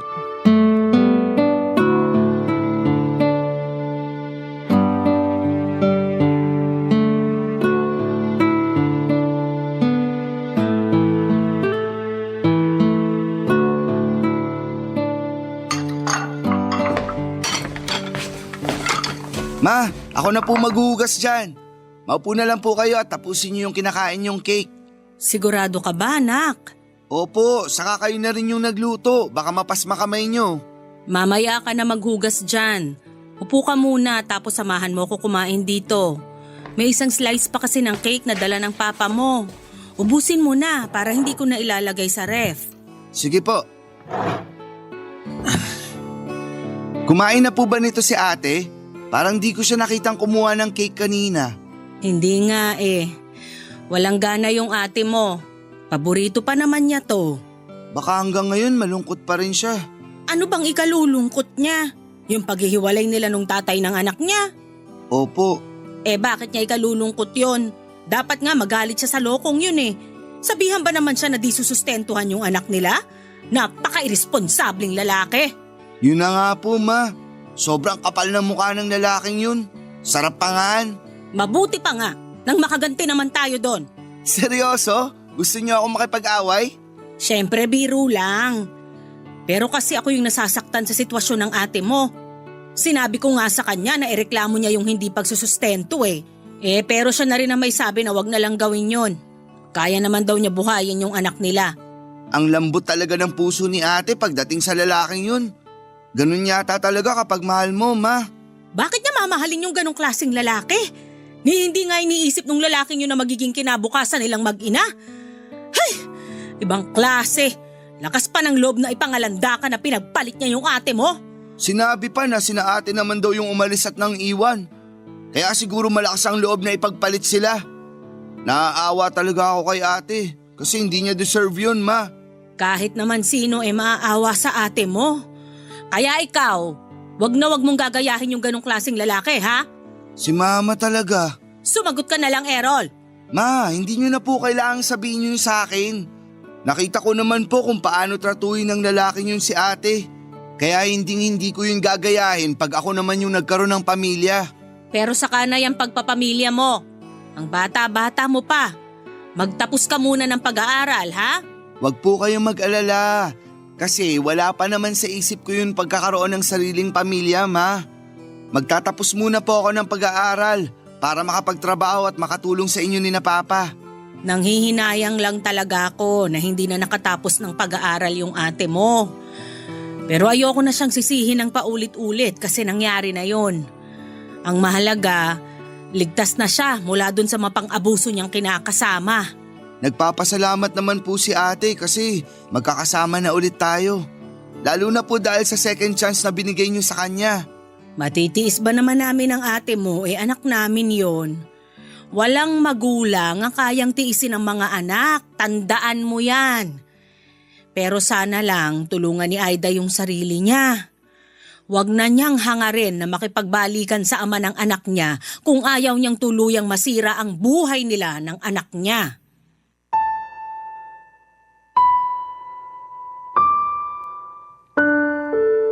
Papa Dudut, naiintindihan ko po si Mama dahil magulang siya. Nag-worry lamang siya sa anak niya kaya binawi niya si ate. Doon ko napagtanto na hindi lang pala ako yung nakakapansin na malungkot ang kapatid ko sa paghihiwalay nila ng dati niyang kinakasama. Pero pilit pong tinatago ni Ate Aida yung lungkot na yon para hindi naman makita. Nagpapasalamat siya sa mga magulang namin dahil sa kabila ng lahat ay nagkaayos pa rin sila at tinanggap pa rin siya sa bahay namin. Pero alam namin ni Mama na may kulang pa rin kay ate at hinding-hindi yon mapupunan ng pag-ibig na kaya naming ibigay sa kanya bilang pamilya. Sa kabila ng lahat ay umasa pa rin ako na may magandang mangyayari. Lagi ko pong pinapakita at pinaparamdam kay ate na gaganda rin ang takbo ng mga bagay-bagay. Bukod doon ay mahal na mahal ko ang anak niya. Kaya naman ang hiling ko lang ng mga panahong yon, kung pagbibigyan pa ng Panginoon na magkaroon ng bagong tatay ang pamangkin ko, sana ay yun na talaga ang lalaking magmamahal ng totoo sa kanila ng ate ko. Hiniling ko noon na kung may darating man sa buhay ng ate ko, sana'y hindi na siya saktan o ipagpapalit sa iba, Papa Dudut. Barangay Love Stories. Barangay Love Stories. Noong mga panahon na nagtatrabaho si Papa sa pabrika sa Pasig bilang machine operator, pananahi naman ng shorts, sando at bestida ang pinagkakabalahan ni Mama. Wala ba kaming negosyo noon o pwesto sa Tiangge, Papa Dudut? Laging sinasabi ni ate na gusto niyang magkaroon ng negosyo para sa mga magulang namin kapag nakapagtapos na siya ng pag-aaral at nakapagtrabaho. Pero hindi na yun natupad noong nabuntis siya at nagkaanak. Kaya siguro sumama rin ang loob sa kanya ng mga magulang namin dahil hindi biro ang tuition na ginastos nila para sa pag-aaral ni ate noon sa kolehiyo na nabaliwala lang noong tumigil siya at nag-asawa ng maaga. Kaya yung pag-aaral ko na lamang po ang pinagtuunan ng pansin ng mga magulang namin pero nahirapan pa rin kami noong naaksidente si Papa. Nabangga po ang sinasakyan niyang motor ng isang truck dahilan para maapektuhan ang kanang binti niya. Ilang buwan din po siyang nag-therapy at doon napunta halos ang lahat ng perang inipon ng mga magulang namin. Nung umuwi si ate sa bahay namin ay naghanap siya ng trabaho para makatulong sa mga gastusin. Si Mama nag-alaga sa anak niya at tumutulong din po ako kapag wala akong pasok sa eskwelahan. Nagtatrabaho po bilang store clerk at cashier sa isang shawarma store sa mall ang ate ko. May mga pagkakataon na yung sweldo na niya ang bumuhay sa amin ng ilang buwan. Siya rin ang nagbibigay sa akin ng baon sa school at paggastos para sa mga projects ko. Mabuti na lamang at scholar ako sa isang university sa Maynila. Wala naman pong reklamo si ate kahit na hindi gaanong kalaki ang kinikita niya. Lagi niyang sinasabi na gagawin niya ang lahat para makabawi sa amin na pamilya niya, Papa Dudut.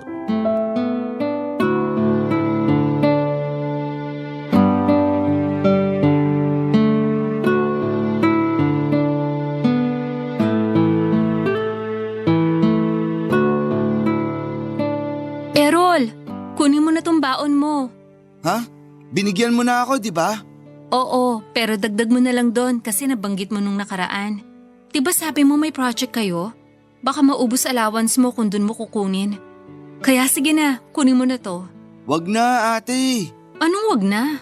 Pagkakasyahin ko na lang yung binigay mo. Nakakaiya na rin kasi.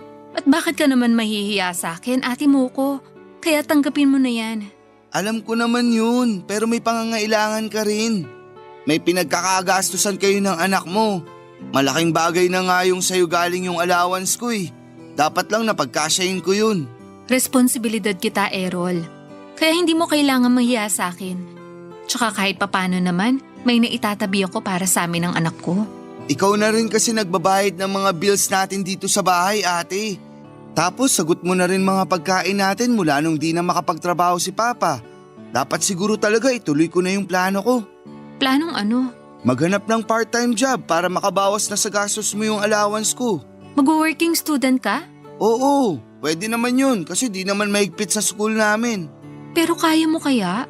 Si ate naman, syempre kakayanin. Ang ibig kong sabihin yung pagsasabayin mo yung pag-aaral at pagtatrabaho. Demanding ang kolehiyo. Diyan pa lang sa kurso mo, inaabot ka pa nga na madaling araw kakaaral. Baka kapag nag-part-time job ka, mahati yung atensyon mo sa pag-aaral mo at bumaba naman yung grades mo. Hindi ko pa rin naman pababayaan yung pag-aaral ko. Alam ko, pero minsan madali lang yung sabihin. Pero kapag nagtatrabaho ka na, may punto na mapapabayaan mo pa rin yun. Tingnan mo ko, hindi na nakagraduate kasi pinili ko mag-asawa. Akala ko kapag nanganak ako, makakabalik ako sa pag-aaral. Makakapagtapos ako tulad ng pangarap sa akin ni na Mama at Papa. Pero hindi ko na nagawa kasi sobrang nakakapagod maging nanay. Hanggang sa nawala na lang din ako ng gana. Wala namang imposible, ate. Hindi pa lang siguro ngayon yung tamang panahon para bumalik ka sa pag-aaral. Pero darating ka rin dun. Pero sa ngayon, hayaan mo na rin ako na tulungan kang mapagaan yung sitwasyon natin kahit papaano. Alam ko rin na gusto mo lang tumulong na mapagaan yung pamumuhay natin. Na-appreciate ko yon, pero maniwala ka. Ang laki na nang naitutulong mo sa akin kasi nandyan ka. Nakikinig ka sa mga kwento at kadramahan ko sa buhay. Si Mama, siya yung nag-aalaga sa anak ko kapag nasa trabaho ako. Ikaw rin, inaalagaan mo yung pamangkin mo. Kaya mahal na mahal ka nung batang yun eh. Wala ngang bukang bibig kundi ikaw. Pamilya tayo ate. At ang pamilya nagtutulungan. Nagdadamayan. Kaya nga hayaan mo na lang muna ako na makatulong sa pamilya natin. Diyan ka na lang muna mag-focus sa pag-aaral mo. Pag nakatapos ka na, magtatrabaho ka rin naman. Huwag mo madaliin yung bagay na yun. Tsaka kayang-kaya ko pa naman eh. Kaya bilib talaga ako sa'yo ate. Sus, bolero. Alam mo, sa lahat ng mga maling desisyon ko sa buhay, yung anak ko lang yung tama. Hinding-hindi ko pagsisisihan na dumating siya sa buhay ko at naging nanay niya ako. Kaya nga, araw-araw ako nagsusumikap sa trabaho para mabigyan siya ng magandang kinabukasan. Siya yung lakas ko, Errol.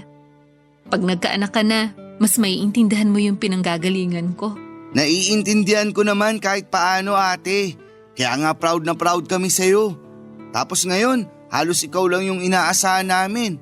Lalo na sa mga gastusin natin sa bahay. Pangako, babawi ako.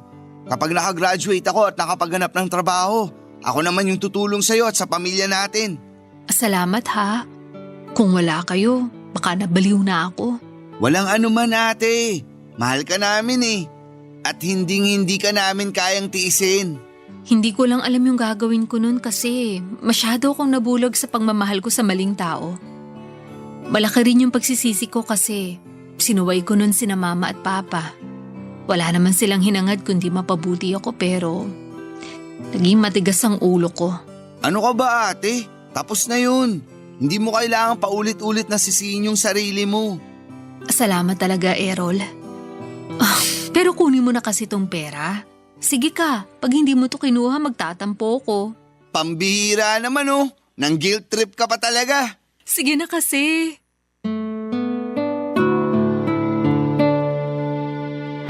Papadudot, ganon ko kamahal si Ate Aida at hanga ako sa ipinakita niyang pagmamahal para sa anak niya.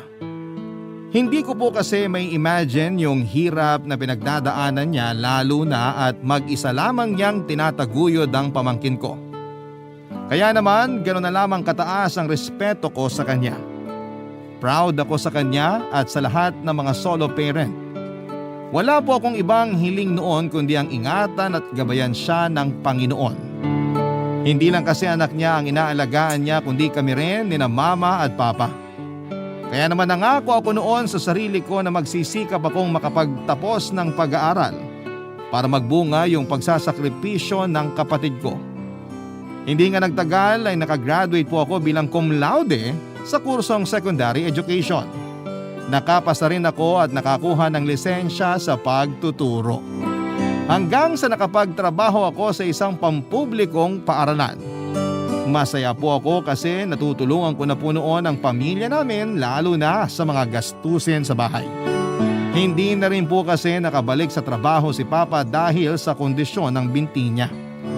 Gumaling naman po siya pero hindi na niya kayang tumayo ng matagal tulad ng lagi niyang ginagawa noong nasa pabrika pa siya. Naging malaking dagok ang nangyaring yon para sa tatay namin pero hindi po namin pinaramdam sa kanya na pabigat siya sa amin. Kaya naman noong makaipon ako ng kaunting pampuhunan ay bumili ako ng isa pang makinang pantahi at mga tela para kay Papa. Tinuruan po siya ni Mama na manahi para mas madagdagan yung mga damit na shorts na binebenta nila. Nakakatuwa dahil kinahiligan naman yon ni tatay at naging bonding na rin nila yon ni Mama habang kumikita. Pero Papa Dudut, isa na namang pagsubok ang dumating sa pamilya namin na masasabi kong nagpabago ng pananaw ko sa buhay.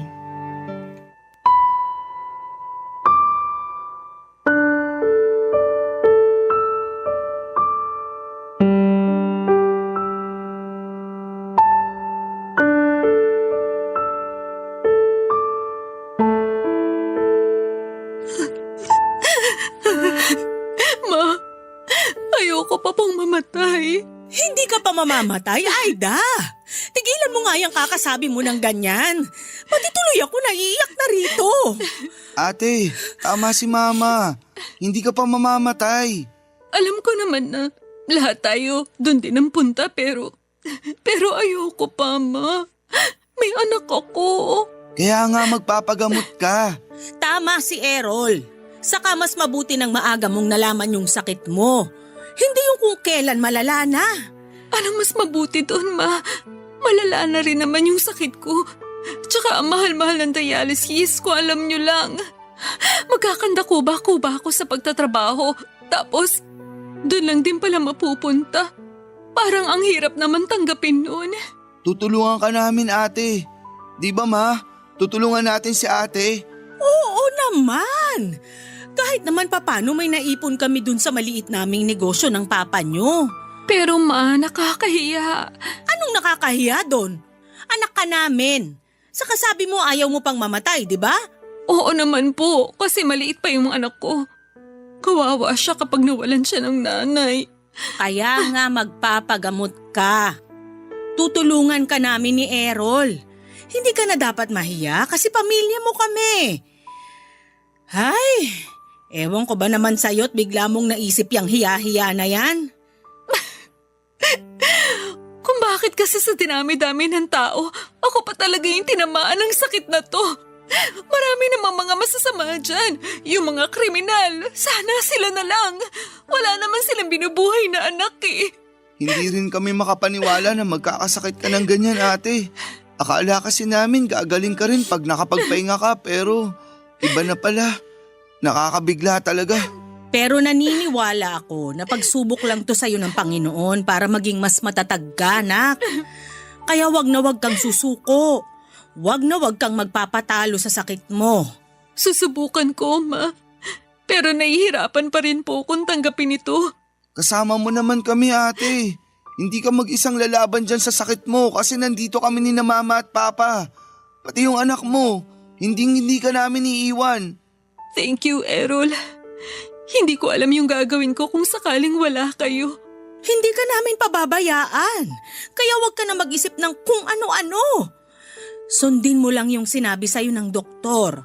Iwasan mo yung mga pagkain at inumin na bawal sa'yo. At magpagamot ka para bumuti yung pakiramdam mo. Para naman kayong doktor magsalita, Ma. Siyempre, nag-aalala ako sa'yo. At gusto kong alagaan ka kasi anak kita. Kaya huwag ka na masyadong mag-alala kasi nandito kami para sa'yo, ate. Basta ipangako mo sa amin na lalaban ka para sa anak mo. Siyempre marami pa kayong pagsasamahan. Nung nakaraan nga nabanggit niya sa akin kung gaano kanya kamahal. Talaga? Oo, nagkwentuhan kasi kami. Tinanong ko siya kung ano yung pangarap niya. Gusto niya raw maging piloto. Kasi gusto mo raw makasakay ng eroplano kaya sabi niya siya yung magmamaneho. Nakakatuwa talaga yung apo ko. Napakabibo. Kanino pa po ba magmamana yung apo niyo? Eh di sa tito. Ay nako. Akala ko sasabihin mo sa akin nagmana. Joke lang. Sa'yo talaga mana yung anak mo, ate. Sa akin lang pagdating sa kapugian. Kitang-kita ko sa mga mata ni Ate Aida ang matinding takot noong sabihin niya sa aming may chronic kidney disease siya. At malala na yon dahil kinakailangan na niyang sumailalim sa dialysis. Pero higit pa roon yung takot niya dahil meron po siyang anak na maiiwan sakaling hindi bumuti ang kalagayan niya, Papa Dudut. Napakabata pa po ng pamangkin ko para maulila sa ina. Kaya naman ramdam namin ang matinding sakit at pangamba sa mga salita ni Ate Aida. Ang totoo ay nagpapakatatag lamang ako pero nadudurog na rin ang puso ko ng mga sandaling yon. Kaya nga kahit papaano ay ginagawa ko ang lahat para gumaan yung usapan namin. Sa kabila ng lahat ay pamilya pa rin naman ang magdadamayan. Yun po ang laging sinasabi sa amin ni na mama at papa. Kaya naman napanatag ang loob namin ng kapatid ko. Pero alam ko na nandun pa rin yung takot sa puso ni Ate Aida. Bukod kay mama, ako po ang kasakasama ni ate sa mga dialysis niya. Ako na rin po ang nagsilbi niyang kanang kamay sa bahay namin, lalo na't marami na siyang mga bagay na hindi kayang gawin. Malaki po ang ibinagsak ng katawan ni Ate Aida, namayat siya ng sobra. Pero siya pa rin yung kapatid ko na positibo at walang reklamo. Hindi po nawawala ang paniniwala ko na magiging maayos din ang lahat, Papa Dudut. Hanggang sa nakapagdesisyon po ako na handa kong ibigay ang isa kong kidney sa kapatid ko para madugtungan pa ang buhay niya, Papa Dudut. Barangay Love Stories. Barangay Love Stories. Nung una ay tinanggihan po ni Aida ang suhestyon kong sumailalim kami sa kidney transplant dahil maapektuhan noon ang kalidad ng pamumuhay ko. Sinabi niya sa akin na bata pa raw ako at marami pa akong pwedeng gawin na posibleng hindi ko na magawa sakaling maoperahan ako. Pero para sa akin lahat ng mga bagay na yon ay walang saysay kung mawawala siya, Papa Dudut. Mahal na mahal ko po ang kapatid ko at wala akong kayang hindi gawin para sa kanya. Kaya naman sa huli nakumbinsi ko po siya at ang mga magulang namin na i-donate kay ate ang isang kidney ko. Hindi ko na po i-detalye ang proseso pero naging successful naman po ang operasyon. Pero syempre under observation at strict monitoring pa rin po si ate Aida hanggang sa tuluyan nang nakapag-adjust ang katawan niya sa bagong kidney na meron siya. Ako naman ay sinunod ko lamang ang payo sa akin ng doktor at hindi rin naman nagtagal ay nakapag-adjust na rin po ako. Nakabalik na rin ako sa pagtuturo at masasabi kong wala akong pinagsisihan sa naging desisyon ko, lalo na noong nakikita kong unti-unting bumabalik ang sigla ng pangangatawan ng ate ko, Papa Dudut. Laging sinasabi ng mga magulang namin na pareho kami ng kapatid ko na biyaya sa isa't isa. Kaya naman masayang masaya sila, Papa Dudut.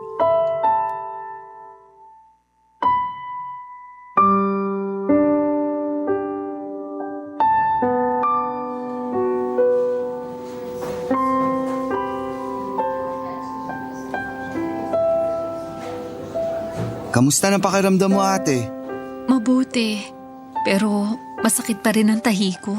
Nakatulog ka ba ng maayos? Oo, ikaw, Oo naman, ate. kanina ka pa ba gising? Oo, kanina pa. Tapos nagbabrowse lang ako sa Facebook habang natutulog ka. Ay, sabi pala ni mama, uwi lang daw siya sa bahay kasi isasama niya anak mo pagbalik niya rito. Gusto ka na raw makita. Sabado naman bukas kaya walang pasok. Gusto raw matulog dito. Mabuti nga, isang kwarto na lang tayo at may space pa naman dun sa upuan para sa mga bisita. Kaya nga ilang araw na rin tayo rito. Sana naman makalabas na tayo. Huwag kang magmadali. Dapat okay na talaga yung katawan natin bago tayo makalabas dito. Hindi mo ako masisisi. Feeling ko kasi ang tagal-tagal ko nang nandito sa ospital. Akala ko nga hindi na ako makakalabas ng buhay dito Huwag mo naman sabihin yan. Akala ko lang naman. Nung operation day kasi, grabe yung kaba ko. Mukha lang akong kalmado pero kinakabahan talaga ako noon. Pero syempre, nagdasal ako na sana maging ligtas tayong dalawa. Lalo ka na kasi napakabuti mong kapatid. Salamat sa pag-donate mo sa akin ng isang kidney mo Malaking bagay yun para madugtungan pa ang buhay ko. Hindi ko alam kung paano kita mababayaran. Habang buhay kong tatanawin na utang na loob yung ginawa mo. Hindi naman ako naniningil kaya wala kang kailangang bayaran sa akin, ate. Ginawa ko yun kasi mahal kita. Magkapatid tayo. Laging sinasabi ni na mama at papa na magtulungan daw tayo. Na magdamayan sa oras ng pangailangan. Kaya sinusunod ko lang yung bilin nila. Ay, ako rin naman, natakot nung bago tayo operahan. Nagdasal din ako. Sabi ko, kung may mawawala sa atin, sana ako na lang. Wag na ikaw. Ano bang pinagsasasabi mo? Siyempre kasi may anak ka, ako wala. Kung mawawala ka, paano na lang yung pamangkin ko, di ba? Hindi porke wala ka pang anak, hindi na mahalaga ang buhay mo. Baliw ka talaga. Baliw na akong baliw. Pero buti na lang kasi mabait pa rin ang Panginoon. Wala siyang kinuha sa atin. Pareho niya tayong iniligtas. Isa pa, nagdasal talaga sina mama at papa para sa ating dalawa. Iba talaga yung kapangyarihan ng dasal ng mga magulang. Lagi tayong nililigtas. Kaya nga masayang masaya sila, ate. Ako rin. Masayang masaya. Wala akong ibang hiling kundi maging maayos na yung pakiramdam mo. Yun din ang gusto kong mangyari sa atin. Para makabalik ka na sa pagtuturo. Malamang, miss na miss ka na ng mga estudyante mo. Miss ko na rin sila. Alam mo, proud na proud talaga ako sa iyo, Errol. Kasi tinupad mo yung pangako mo na makakagraduate ka. Tapos naging teacher ka at nakakapagturo na. Lagi kang pinagmamalaki ni na mama at papa. Siyempre, ganun din ako. Ikaw ba naman ang magkaroon ng kapatid na teacher? Marangal na propesyon kaya ang pagtuturo. Mahal na mahal ko ang pagiging teacher, ate. At masaya ako sa ginagawa ko. Pero nakakatawa lang kasi kahit ako mismo, may natutunan eh. Ano naman yun? Tungkol sa unconditional love.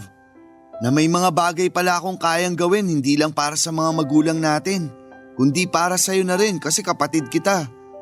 Natutunan ko rin na sulitin yung bawat sandali. Magpasalamat sa may kapal, sa mga biyaya kahit na hindi madali yung buhay natin. Kasi hindi natin alam kung kailan niya tayo kukunin. Pangalawang buhay na natin to. At gusto ko yung gamitin sa mas makabuluhang gawain na kasama kayong lahat. I-enjoy naman natin yung buhay, ate. Tama ka. May natutuhan din ako sa nangyari. Dati ayoko na lagi nagpipicture kasi nakukornehan ako. Tanda ko nga na sinabi mo yan nung pinipicturan ko kayo ng anak mo nung kumain tayo sa labas. Sabi mo nga corny at tama na yung isa. Pero makulit ako. Gusto ko kasi maraming pictures. Oo, pero natutuhan ko na wala namang kaso yun. Kasi yung mga picture na yun naman pwede nating balik-balikan para ipaalala yung mga simpleng memories natin. At tulad mo, gusto ko rin mas enjoyin yung buhay. Papadudot nag-aral po si Ate Aida bilang virtual assistant at hindi nagtagal ay nakapagtrabaho siyang muli. Less hassle po yun dahil nasa bahay lamang siya at hindi kailangang bumiyahe, papasok at pauwi mula sa trabaho. Tapos nakakapag-bonding at naasikaso rin niya ang anak niya. Binigyan din po niya ng perang pangpuhunan ng mga magulang namin para makapag-expand ang negosyo nila. At yun na nga po yung tilahan at tindahan nila ng mga damit at punda sa Taytay, Tiangge. Doon na po nagsimulang umasenso ang pamilya namin dahil sa pagtutulungan namin. Lumipas pa po ang ilang taon at naging maayos po ang takbo ng lahat. Nagtuloy-tuloy ang mga biyaya na dumarating sa pamilya namin at sa kabuhayan namin. At walang hanggan po ang pagpapasalamat ng mga magulang namin sa Diyos. Lalo na sa pagkakaloob ng ikalawang pagkakataon upang madugtungan ang buhay ni Ate Aida. At pagkatapos ay natupad din ang panalangin namin ni Mama na sana'y makatagpo si Ate ng isang lalaki na magmamahal sa kanila ng anak niya. At yon ay sa katauhan ng boyfriend niyang si Mike. Isang araw ay meron pong binalita sa amin si Ate Aida.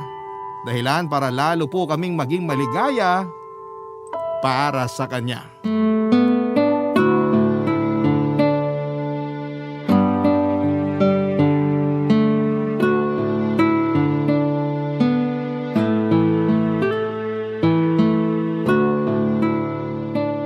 Ma, nasan po si Papa? Ay nako, yung papa niyong yon ang aga matulog. Malamang nandun na sa higaan, naghihilik na. Teka, bakit mo nga pala hinahanap ang papa mo? May sasabihin po sana ako sa inyo. Sa amin mo na lang sabihin, ate. Oo nga, makikinig naman kami ni Errol. O sige, paano kung sabihin ko mag-aasawa ulit ako? Papayag po ba kayo? Ha? Ibig sabihin, nag-propose na si Kuya Mike? Oo at hindi lang, Aida. May pasuspense ka pa eh. Pero sagutin niyo muna yung tanong ko. Malamang papayag kami. Nasa tamang edad ka na naman. Saka alam naming mabait at mapagmahal yung boyfriend mo. Ay, hindi ba, Errol? Opo. Ano na, ate? Nag-propose na ba si Kuya sa'yo? Tada! Oo. Tingnan niyo yung daliri ko. Ayan yung singsing oh. Tingin nga. Aba, oo nga. Tingnan mo yung singsing ng ate mo. Ang ganda, di ba? Oo nga ma, bagay na bagay kay ate. Pero kailan pa siya nag-propose? Kanina lang, dun sa date namin. Kaya pala tanong ng tanong sa akin tungkol sa kasal. Kung saan ko raw gustong ikasal, kung sa simbahan, sa beach ba o garden wedding tulad ng mga artista. Hindi ka man lang ba nagtaka? Hindi. Hay nako, palibasa, yan yung bagay na hindi ginawa sa nung dati mong kinakasama. Kaya deserve na deserve mo yan, nak. Yung pakasalan. Thank you, Ma. Tama si mama. Masaya kami para sa'yo kasi nahanap mo na yung lalaking magmamahal sa'yo at sa anak mo. Yun bang makakasama mo habang buhay? Kasi pakakasalan ka at may plano para sa future nyo. Oo nga po eh. Masayang masaya po ko kasi dumating siya sa buhay ko. Hindi ko po akalain na mabibigyan pa ako ng second chance na magmahal ulit. Bonus pa yung kasal ko kaya excited na po ako. Excited na rin kami para sa'yo, nak. Siguradong matutuwa yung papa mo kapag nalaman na ikakasal na ang unika iha niya. Alam mo namang mahal na mahal ka nun. Siguradong iiyak yun pag nakita niyang nakasuot ka ng wedding gown. Sigurado po yun, Ma. Si Papa pa ba? Congratulations, Ate Aida! Congratulations, nak. Thank you, Ma. Thank you, Errol. Payakap nga po sa inyo. Naiiyak ako eh. Ay, bakit ka naman umiiyak? Wala lang po. Natutuwa lang. Payakap na po. Sige, yakap na. Errol, sumali ka rito. Sige na nga, kahit ang corny tingnan. Anong corny? Joke lang naman po, ma. Ay, ang lalaki na ng mga anak ko. Parang kailan lang ang liliit nyo pa. Basta mga anak, proud na proud kami sa inyo ng papa nyo. At mahal na mahal namin kayo.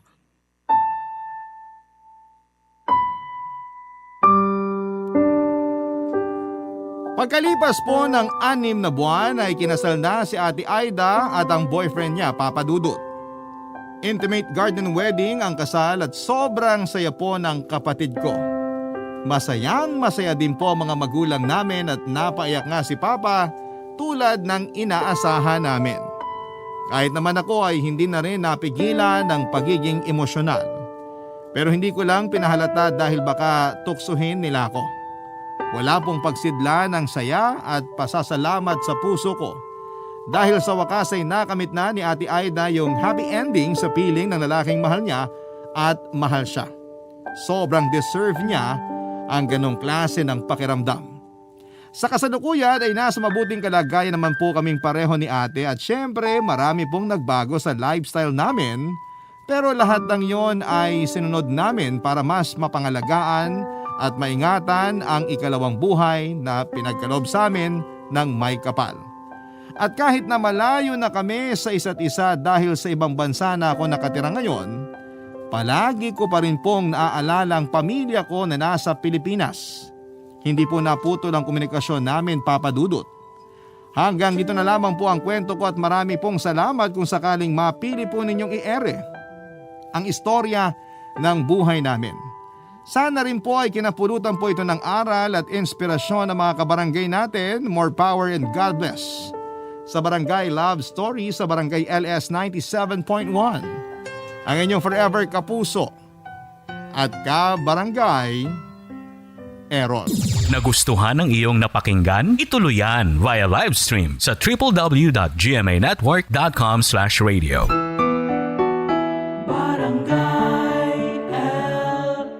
In Mega Manila, 97.1. Forever!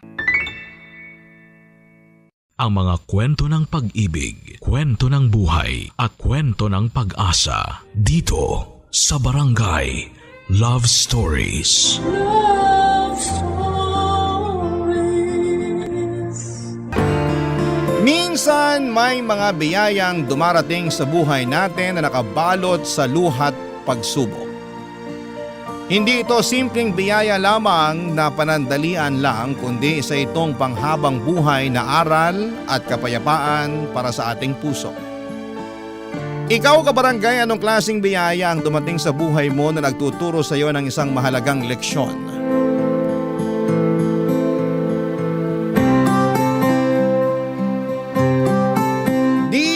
Papa Dudut. Isang bagay lang ang hiling ko sa buhay. Ang magkaroon ng anak. Lahat naman tayo ay nangangarap na makabuo ng isang pamilya balang araw pero hindi pala ganon kadali ang bumuo nito. Lalo na kung hindi nakaayon sa iyo ang mundo.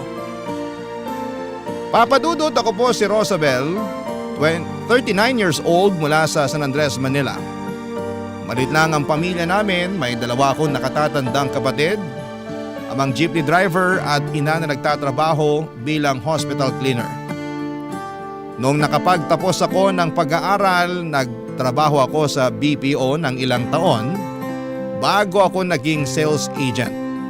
Kumpara sa ibang tao ay boring na maituturing ang naging love life ko. 2 lalaki lang ang naging boyfriend ko sa buong buhay ko. Ang una ay noong nasa kolehiyo pa lamang ako. Parang college romance lang ito na naging katuwang ko sa pag-aaral. Pero noong nakapagtapos ay nagkanya-kanya na kami ng buhay dahil magkaiba pala kami ng direksyong gustong tahakin.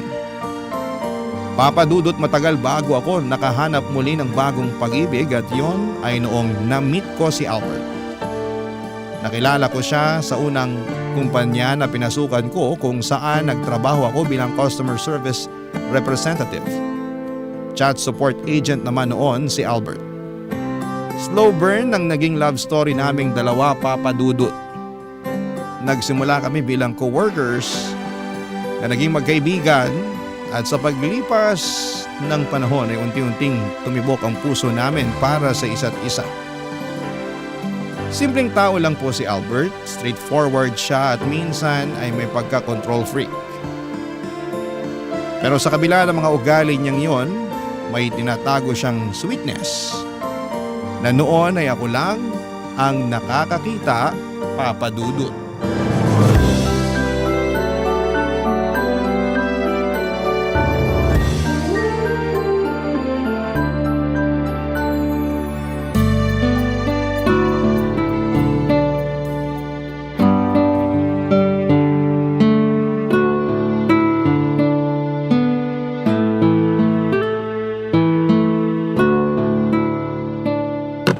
Hala, sige, fast food na naman. Anong na naman? Ngayon lang to ha. Hindi kaya. Suka konti. Upo ako sa tabi mo. Sige lang. Kahapon, pagkalaki-laking burrito yung kinain mo. Fast food din yun eh. At least healthy yung mga choices ko. Anong healthy dyan? Puro pinrito. Walang healthy na pagkain sa mga fast food. Kaya ka tumataba lalo eh. Tingnan mo pisngi mo oh. Para ng siopaw. Grabe ha. Alam mo ba yung 5-second rule? Ha? 5-second rule? Ano naman yun? Saka ka lang magkokomento sa itsura ng isang tao kung kaya niya yung ayusin o baguhin within 5 seconds. Kung hindi, wag ka na lang mag-comment. Ano raw? Hindi ko gets. For example, may tinga ka sa ngipin. Pwede ko yung sabihin ng harap-harapan kasi pwede mong alisin yung tinga within 5 seconds. Pero kapag sinabi kong pangu yung ilong mo at hindi mo naman maaayusin in 5 seconds, shut up na lang. Ah, okay. Pero totoo naman eh. Papunta na sa siopaw yung pisngi mo. Ikaw talaga? Ano bang baon mo dyan? Patingin nga kung healthy. Kung makapagsalita to. Oh, eto. Inihaw na isda with KBS. Anong KBS? KBS, kamatis, bagoong isda at sibuyas. Ah, yan pala yung naaamoy ko kanina pa. So sa'yo pala yung bagoong sa may locker area? Oo, akin nga yun. Hindi ako nakakakain ng maayos kapag walang kamatis at bagoong isda eh. Talaga ba? Pero siguraduhin mo lang na mag-toothbrush ka pagkatapos mong kumain yan kasi ang pangit ng amoy niyang bagoong. Masarap to, try mo. Ayoko, okay na ako dito sa pagkain ko. Ang arte mo naman. Kaya pangit taste buds mo eh. Kasi hindi nakakatikim ng mga totoong pagkain. Kanya-kanyang preference lang yan. Enjoy na lang sa kamatis at isda mo. Nako, pag ikaw dumayo sa probinsya namin, sure ako magbabago yung preference mong yan. Saan ba probinsya mo? Sa Ilocos. Norte o sur? Sa Norte. Doon kami sa pinakadulo ng Pilipinas. Ang layo naman pala ng pinanggalingan mo. Paano ka naman napunta rito sa Maynila? Katulad din ng iba, para makahanap ng opportunity. Dito yung mataas yung sahod eh. Kung sa bagay. Ikaw ba breadwinner sa pamilya nyo? Sa ngayon parang ako na. Ako lang naman yung may maayos na trabaho sa aming magkakapatid eh. Ilan ba kayo? 6. Grabe, dami ah. Sipag naman ng mga magulang mo. Pangilan ka naman? Pangalawa ako. Yung panganay namin may asawa na. Yung sumunod sa akin, store clerk. Yung pangapat, tindera ng street food. Yung panglima, tambay. Tapos yung bunso nag-aaral pa. Ganda naman pala ng family dynamics nyo eh. Yung mga magulang mo. Nanay ko, retired teacher. Walang maayos na retirement plan sa dami ng utang. Yung tatay ko naman, sabihin na lang natin na hanggang sa alaala na lang namin siya nabubuhay. Bakit? Maaga ba siya namatay? Hindi, maaga siya nagloko.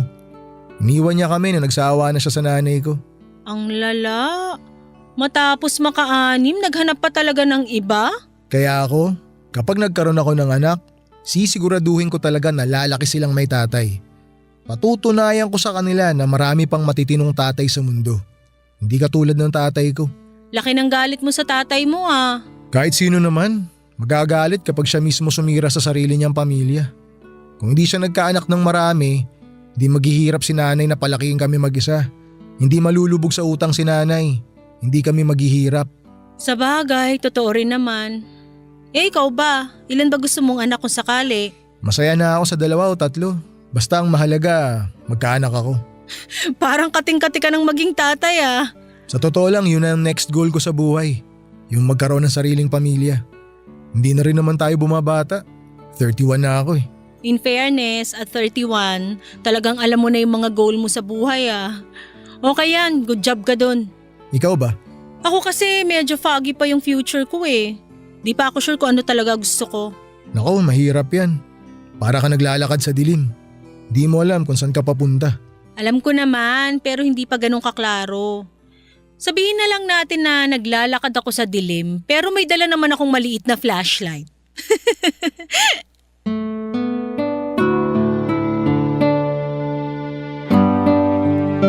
Mapadudot maliit na lalaki lamang si Albert, 5'4" siya at mas matangkad ng 2 inches kesa sa akin. Pero sa kabila ng kakulangan niya sa height ay bumawi naman siya sa personality. Mabait siya at joker kaya mabilis niyang nabihag ang puso ko. Kapag naman nagseryoso siya ay lumalabas naman ang pagiging alpha niya. Mataas ang kumpiyansa niya sa sarili at may tiwala siya sa kakayahan niya. Assertive siya, charismatic at mahilig magpakita ng authority. Yun ang side niya na pinaka nagustuhan ko sa kanya, Papa Dudut. Pakiramdam ko kasi kapag magkasama kaming dalawa ay sobrang safe ko. Kayang-kaya niya akong ipaglaban sa mga tao. Hindi ko na kailangang magpagod dahil laging si Albert ang nagmamando sa lahat. Gusto niya kasi na dapat ay laging nakaayon sa kanyang mga bagay basta tungkol sa kanya ang pinag-uusapan. Matapos ang halos 1 taon namin bilang magkatrabaho at magkaibigan ay agad-agad na inamin sa akin ni Albert na gusto niya akong ligawan. Nakita raw kasi niya na bagay ako bilang ina ng mga magiging anak niya. Marunong daw kasi akong makinig, sumunod at medyo may pagka people pleaser din. Tinanong ako ni Albert kung may pag-asa ba raw siya. Kapag niligawan niya ako para kung wala ay hindi na raw siya magsayang pa ng oras. May nararamdaman ako para sa kanya noon kaya nung nalaman niya ito ay niligawan niya ako kaagad, Papa Dudut. Para po kaming love team noon sa trabaho pero kahit na ganoon ay tinago namin ang relasyon namin dahil ipinagbabawal nila noon sa kumpanya ang magkaroon ng office romance dahil baka makaapekto raw ito sa trabaho namin. Hindi ko rin naman masyadong pinahirapan si Albert sa panliligaw niya. Alam ko rin naman kasi sa sarili ko na mahal ko na siya ng mga panahon na yon.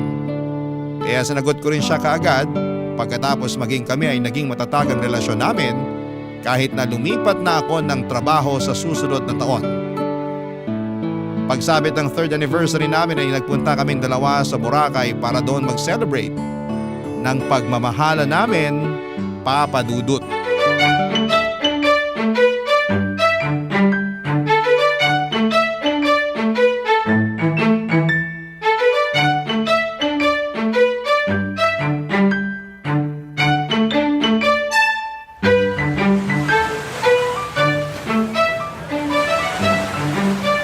Rosabel, balik na muna kaya tayo sa hotel. Ang init dito eh. Talagang mainit dito. Nasa tabing dagat kaya tayo. Ano bang inasa mo dito sa Boracay? Ginawin ka sa lamig? Kung bakit kasi kailan tanghaling tapat tsaka ka nag-ayang maglakad-lakad. Puro cellphone lang naman kasi ginagawa natin kapag nasa hotel tayo. Sayang yung pinunta natin dito kung sa hotel lang tayo magsistay. Ano to? Nag-Boracay para lang mag-hotel? Dapat enjoy natin yung buong araw. Sayang yung gastos. Ay, mas lalo tayong iitim nito eh. Maitim ka naman talaga. Ayun na nga, maitim na nga yung tao ay bababad mo pa sa arawan. E di mas lalo akong mangingitim? Naglagay ka ba ng sunblock? Oo, buong katawan ko nilagyan ko.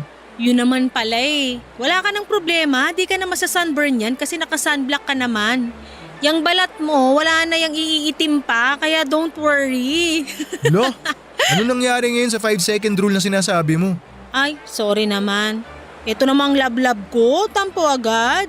Halika na, hanap tayo ng buko juice para lumamig yung ulo mo. O sige, para mabawas-bawasan naman tong init na nararamdaman ko.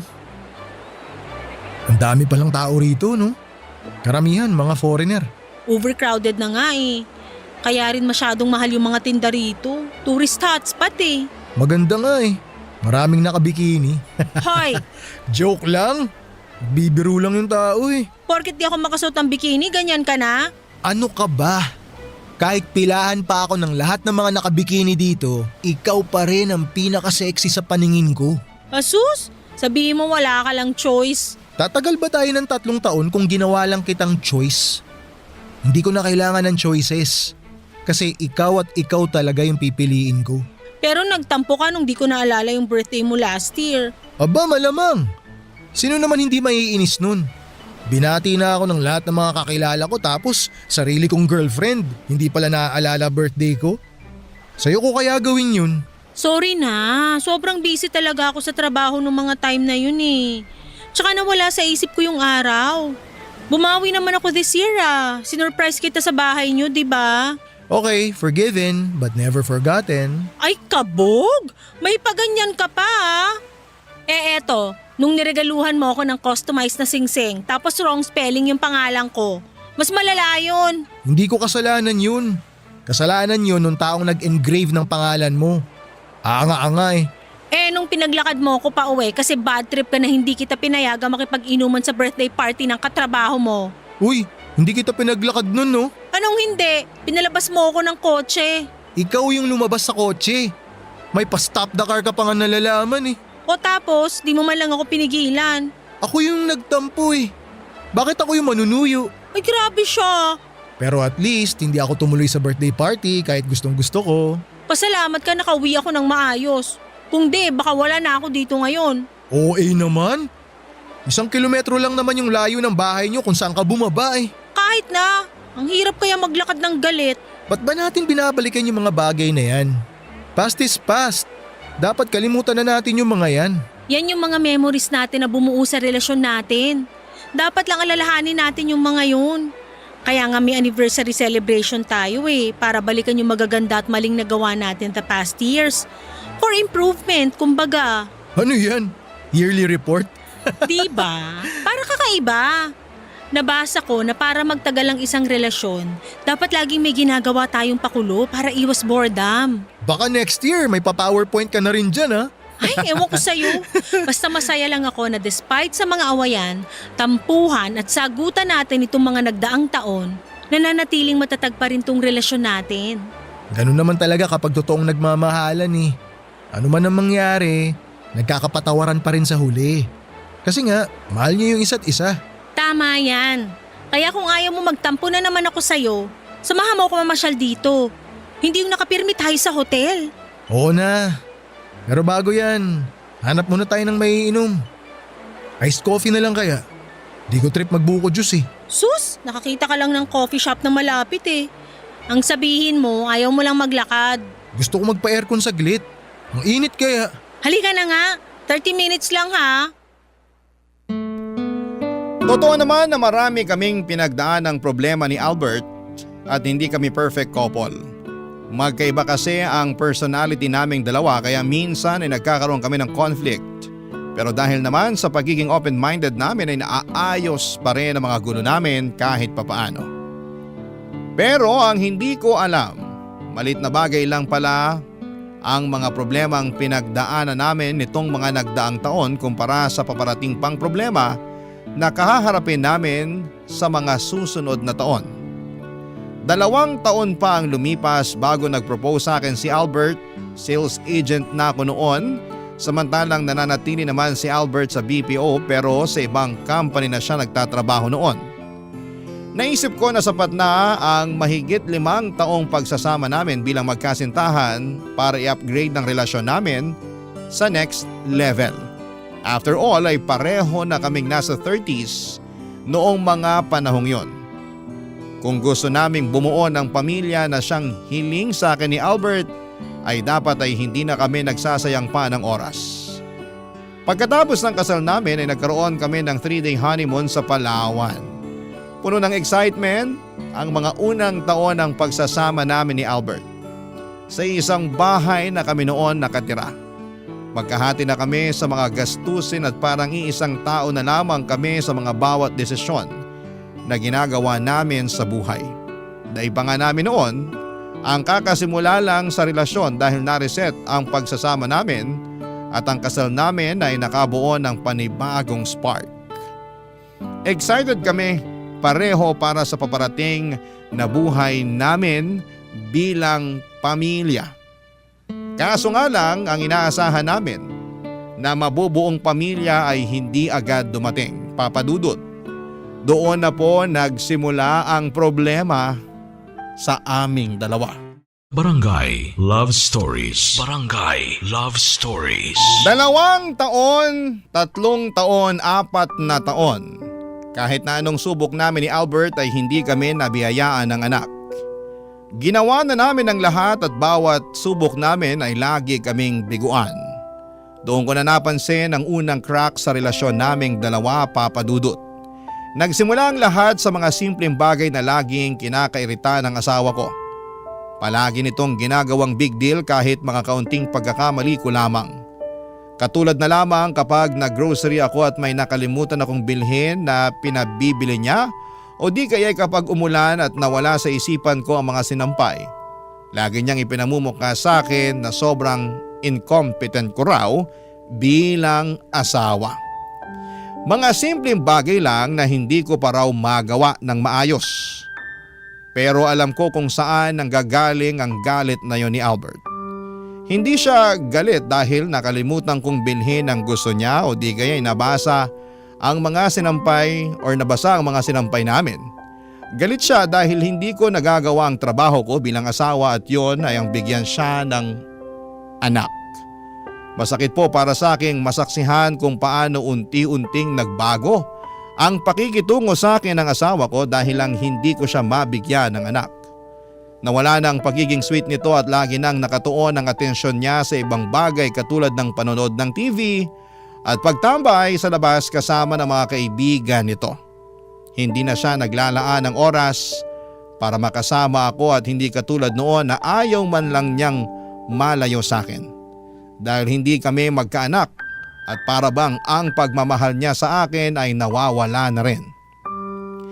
Para na nga lang kaming mag-boardmates noon na nakatira sa isang boarding house kung magturingan. Kapag nakaalala, saka na lang kami gumagawa ng mga tipikal na bagay na ginagawa ng mag-asawa pero pagkatapos noon ay balik ulit kami sa dati na walang pansinan. Ginagawa ko naman ang best ko na magpakaasawa kay Albert pero lahat ng efforts kong yon ay nababaliwala dahil hindi ako makapagbuntis. Noong hindi ko na kaya ang ginagawa sa akin ni Albert ay kinausap ko siya. Sa pag-asang baka maayos ko pa ang gusot sa pagsasama naming dalawa, Papa Dudut.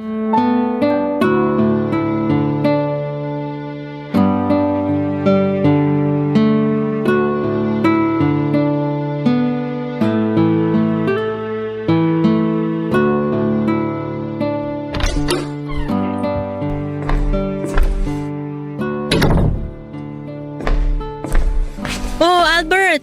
Kanina pa kita hinihintay. Kamusta yung lakad mo? Ano, nakita kayo ng pinsan mo? Oo, nagkita kami. Kumain ka na ba? Kain ka muna. Tapos na ako kumain. Kumain kami sa labas ng pinsan ko. Ganun ba? Inantay pa naman kita para sana sabay tayo maghapunan. Kumain ka na lang mag-isa. Mamaya na lang. Maligo ka na lang muna. Kakatapos ko lang maligo. Baka gusto mo itry uli natin ngayong gabi. Pagod ako ngayon, Rosabel. Ayaw mo bang itry uli natin ngayon? Baka naman this time pala rin na tayo. Kung mapalad tayo, dapat matagal na tayong may anak ngayon. Paulit-ulit na lang eh. Nakakapagod ng umasa. Ikaw na lang mag-try ulit mag-isa kung gusto mo. Akala ko ba habang may buhay may pag-asa? Nasaan na yung pag-asa mo? Ngayon ka pa ba susuko? Sabi nga pagod ako eh. Sayang lang oras. Paano ka naman nakakasiguro na mabubuntis ka kapag ngayon tayo gumalaw? Ha? Manghuhula ka? Hindi naman natin malalaman kung hindi natin susubukan eh. Ilang beses na nga nating sinubukan, di ba? Wala! Wala talaga! Ang dami mong nalalaman eh. Susubok, tapos ano? Mag-aantay tayo rito na parang tanga. Tapos sa huli, wala rin pala tayong mapapala. Wala ka talagang mapapala kung wala kang pasensya. Hindi naman agad-agad ibibigay sa'yo yung gusto mo eh. Anong pasensya? Hindi pa ba sapat yung 4 na taong paghihintay natin? 4 na taon na tayong sumusubok, Rosabel. Hindi pa ba senyalis yun na hindi talaga tayo magkakaanak? Huwag ka namang ganyan. May rason kung bakit hindi pa tayo binibigyan ng anak ngayon. Pero sure ako, darating din yung araw na yun. Kailan? Kapag matanda na tayo? Kapag uugod-ugod na tayo?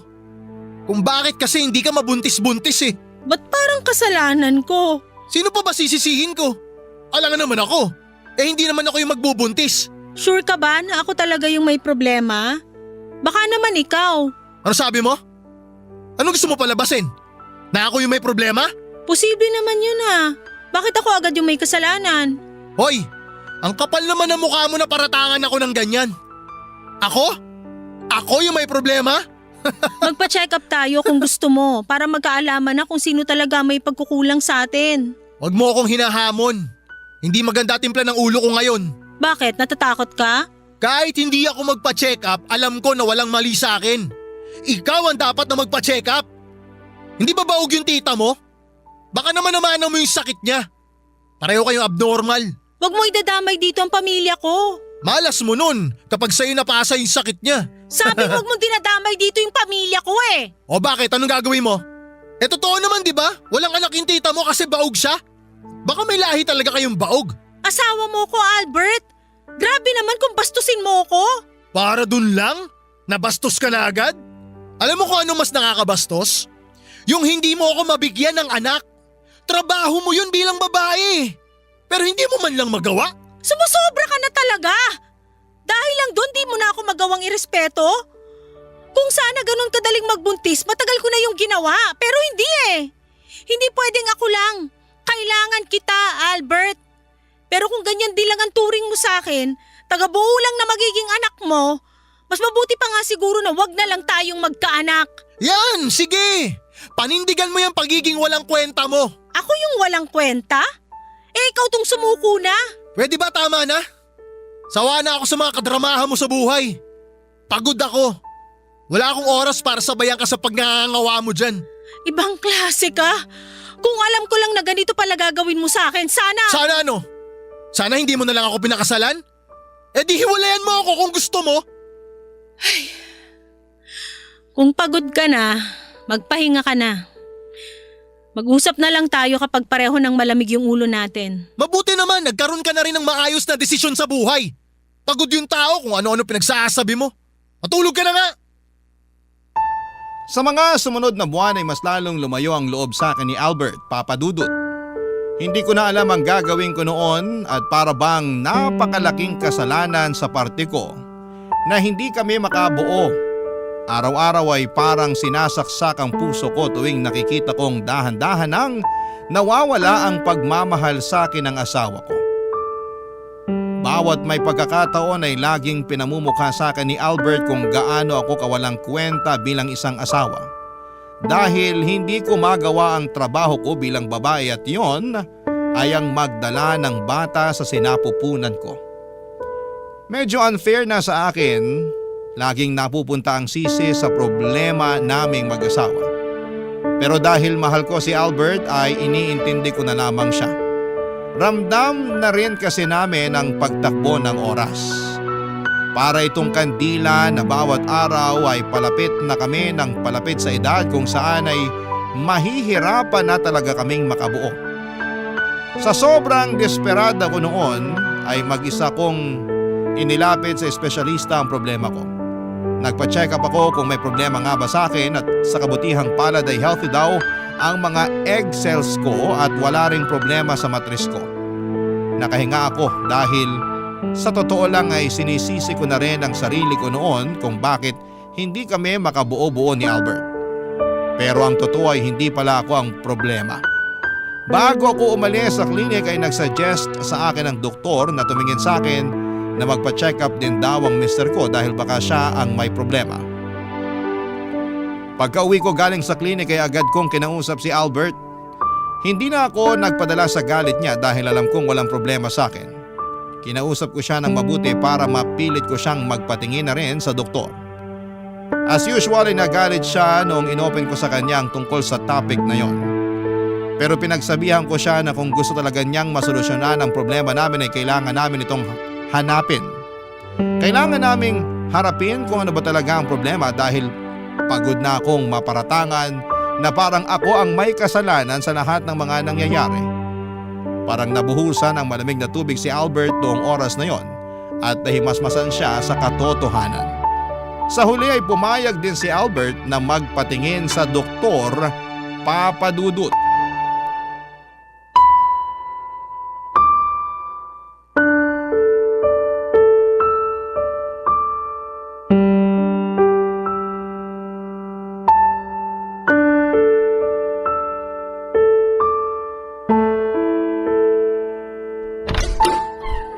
Albert, kamusta yung lakad mo sa klinik? Anong sinabi ng doktor na tumingin sa'yo? Maupo muna tayo. Sige. May masamang balita ka bang natanggap?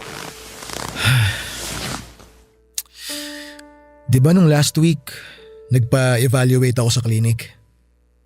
Nagkaroon sila ng semen testing. Oo. Gusto nga sana kitang samahan kaso sabi mo mas gusto mo mag-isa na lang. Nung nakaraan, dumating na yung resulta. Sinabi ng doktor na mababa raw yung sperm count ko. Sperm count? Anong ibig sabihin kapag ganun? Ang pagkakapaliwanag, kapag mababa raw yung sperm na lumalabas sa akin, hirap daw makarating yung sperm sa egg cell. Kaya nahihirapan tayong makabuo kasi ako yung dahilan, hindi ikaw. Totoo yung hinala mo. Totoo yung sinabi mo na ako nga yung may problema, hindi ikaw. Albert? Pasensya ka na kung sa'yo ko binaling yung sisi ha. Ikaw ang sinisisi ko kaya hindi tayo magkaroon ng anak. Nahihiya tuloy ako na ikaw yung pinagbintangan ko tapos ako pala yung abnormal. Hindi ka abnormal. Huwag mong isipin yan. Habang pauwi ako kanina, biglang bumalik sa isip ko yung mga araw na sinusungitan kita. Sobrang lala ng pagtrato ko sa'yo nun. Wala na ako mukhang mayaharap pa sa'yo. Naiintindihan ko naman yun eh. Frustrated ka kaya mo nagawa yung mga bagay na yun. Alam ko naman kung gaano mo ka gustong magkaroon ng anak eh. Naiintindihan kita. Mapapatawad mo pa ba ako sa mga nagawa ko? Never naman ako nagtanim ng galit sa iyo eh. Hindi ko dinibdib yung mga salitang binitiwan mo sa akin. Kasi alam ko naman na hindi yun galing sa puso mo. Yung init ng ulo mo yung nagsasalita nun, kaya naiintindihan ko. Oh, so ano raw yung rason kung bakit mababa yung sperm count mo? Nagpa-blood test ako kanina. 2 to 3 days pa raw lalabas yung resulta pero ang hinala ng doktor, baka raw may hormonal imbalance ako kaya mababa yung sperm count ko. Magagawan pa naman siguro ng paraan yung problema natin, di ba? May sinabi ba sila kung paano gagamutin yung kaso mo? Kung hormonal imbalance nga, madadala naman daw yun sa gamot. Basta depende sa kung ano yung kalalabasan ng blood test ko. Sana magamot para maayos na yung problema natin. Ang sabi sa akin, Tatagal ng hanggang 6 months yung gamutan bago makakita ng improvement. Kung ikukumpara yun sa ilang taong paghihintay natin, maikli lang yung 6 months. Kung ito na yung magiging sagot sa problema natin, kayang-kaya naman siguro nating maghintay ng 6 na buwan, di ba? Kakayanin, pero sana naman sa pagkakataon na to, mapagbigyan na tayo. Ang hirap kasing maghintay para sa wala eh. Magtiwala ka lang. Ito na yon, nararamdaman ko na. Magtiwala lang tayo. Paano mo nagagawa yan? Ha? Ang alin? Bakit lagi kang punong-puno ng pag-asa kahit na sobrang dami na natin pinagdaanan? Saan ka humuhugot ng pag-asa? Kasi naniniwala ako na lahat ng mga nangyayari sa buhay natin may rason. Kailangan lang nating magtiwala sa plano ng Diyos. Trust the process, ika nga nila, 'di ba? Patience and faith lang ang kailangan natin. Sana maambunan din ako ng ganyang klaseng pananaw sa buhay. Ang gaan siguro sa pakiramdam na laging positibo yung tingin mo sa mundo. Ganito kasi yan. Dapat isipin mo na lang na laging bilog ang mundo, which is totoo naman. Pero kung i-relate mo siya sa buhay, parang mundo lang din yung buhay natin na paikot-ikot lang. Sasabihin ko sana na minsan nasa tuktok, minsan nasa ilalim, pero masyado ng cliche yun eh. Sabihin na lang natin na may times na madilim yung mundo natin, pero darating din yung time na liliwanag din ang lahat. Parang araw at gabi, paikot-ikot, paulit-ulit. Ngayon, nasa madilim na parte tayo ng buhay natin, pero sure akong yung dilim na dinaranas natin ngayon, mapapalitan din ng liwanag. Ang hirap. Paano kung di na tayo makalabas sa dilim na sinasabi mo? Paanong hindi? Nasa bukang liwayway na tayo oh. May sagot na sa mga problema natin. Kailangan na lang nating gawan to ng solusyon. Unti-unti na nating nakikita yung liwanag na hinihintay natin. Sana nga. Sana dumating na yung liwanag para sa ating dalawa. Noong nalaman namin ang totoong rason kung bakit hirap kaming magkaanak ay hindi ko pinaramdam sa asawa ko na siya ang may kasalanan noon. Never ko po siyang sinisisi at never kong pinamukha sa kanya ang pagkukulang niya. Hindi tulad ng ginagawa niya sa akin noon, sa halip ay nagsimula kami ulit. Ngayong alam na namin ang dahilan ng lahat ay sinubukan naming sindihan ulit ang malamig naming relasyon. Binalik namin sa dati ang pagmamahal namin sa isa't isa na unti-unting nabaon dahil sa problemang pinagdadaanan naming dalawa. Unti-unti ay bumalik ang pagiging sweet ni Albert, Papa Dudut. Napasobra nga ito sa puntong para na akong donya sa sarili kong pamamahay dahil araw-araw niya akong pinagsisilbihan. Nakakatuwang makita na bumalik na ang mga ngiti sa labi ng asawa ko. Yun ang klaseng buhay ang gusto kong makita at maranasan, yung lagi kaming masaya at puno ng pag-asa. Nagsimulang sumailalim sa treatment si Albert noong nalaman naming hormonal imbalance nga ang rason kung bakit hindi kami makabuo. Binago rin niya ang lifestyle niya at nagkaroon siya ng bagong diet para mapahaba or mapababa ang timbang niya. Nang mga panahong yun ay medyo lumalaki na rin kasi si Albert at isa yon sa rason kung bakit daw siya nagkakaroon ng hormonal imbalance. Matapos nga ang mahigit 1 taong treatment ay nakatanggap din kami sa wakas ng isang magandang balita, Papa Dudut. Ilang taon naming hinintay ang balitang may laman na ang tiyan ko. Ang panalangin kong mabuntis ay binigay na sa amin ng Panginoon sa wakas. Sobrang saya namin ni Albert noon, pero kasama ang magandang balitang ito ay ang pagiging maselan ko sa pagbubuntis. Dahil na rin po sa edad kong ito, Papa Dudut. Barangay Love Stories. Barangay Love Stories. At dahil parang milagro na para sa amin ang pagdadalang tao ko ay daig pa namin ang nanalo sa loto ng mga panahong yon. Sa sobrang saya ni Albert ay nag-imbita pa siya ng mga kamag-anak at kaibigan sa bahay para pagsaluhan ang magandang balita na dumating sa buhay namin. Ang problema nga lang, Papa Dudut, ay masela ng pagbubuntis ko. Dahil dito ay naging extra careful kami ni Albert sa lahat ng bagay. Nag-resign po ako sa trabaho para mas matutukan ko ang kalusugan ko. Mula sa mga unhealthy food, mabibigat na gawaing bagay, pati na rin sa mga panonood ng nakaka-stress na teleserye ay iniwasan ko ang lahat ng yon. Ginawa ko ang best ko para maging komportable sa katawan ko. Hindi rin ako masyadong lumalabas noon dahil na rin sa kapraningan. Sinabi ko sa sarili ko na hindi ko sasayangin ang once in a lifetime na opportunity na dumating sa buhay namin. Hanggang sa isang araw, ang opportunity na dumating para sa amin ay literal na nadulas mula sa mga kamay namin, Papa Dudut. Tanghaling tapat noon at kakanis lang ni Albert papunta ng trabaho, umuwi siya during lunch break para dalhan ako ng pagkain. Pagkaalis niya ay nagpunta ako sa second floor ng bahay namin para sana maligo dahil sobrang init noong araw na yon.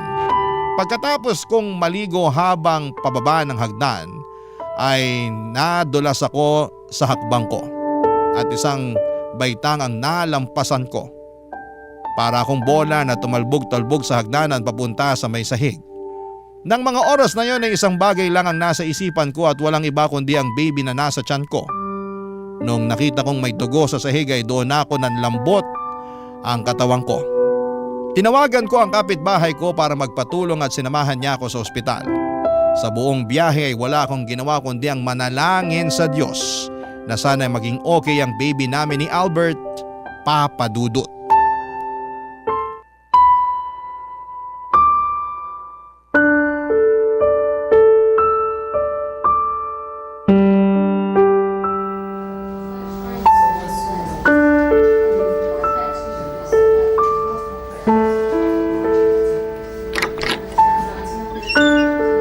Rosabel! Albert! Albert, kala ko hindi ka na darating. Kababasa ko lang sa message mo. Nasa trabaho ko kaya hindi ko nasagot yung tawag mo kanina. Ano bang nangyari? Natulas ako sa hagdan. Ano? Anong ginagawa mo sa hagdan? Kakatapos ko lang maligo. Tapos hindi ko alam. Hindi ko napansin yung isa pang baitang sa hagdan. Nahulog ako. Rosabel naman! Alam mong buntis ka. Mag-iingat na lang yung gagawin mo, hindi mo pa nagawa ng maayos? Bakit nandito ka sa ospital ngayon? Masama ba yung bagsak mo? Hindi maganda yung pagkakabagsak ko. Tinugo ako. Pero chinek na ako ng mga doktor.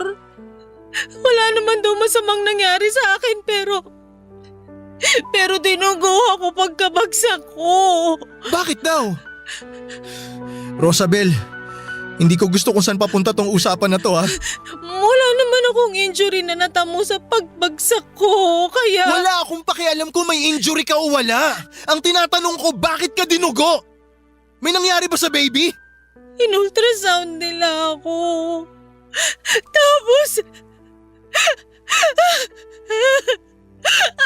Tapos ano? Magsalita ka! Walang yan naman oh!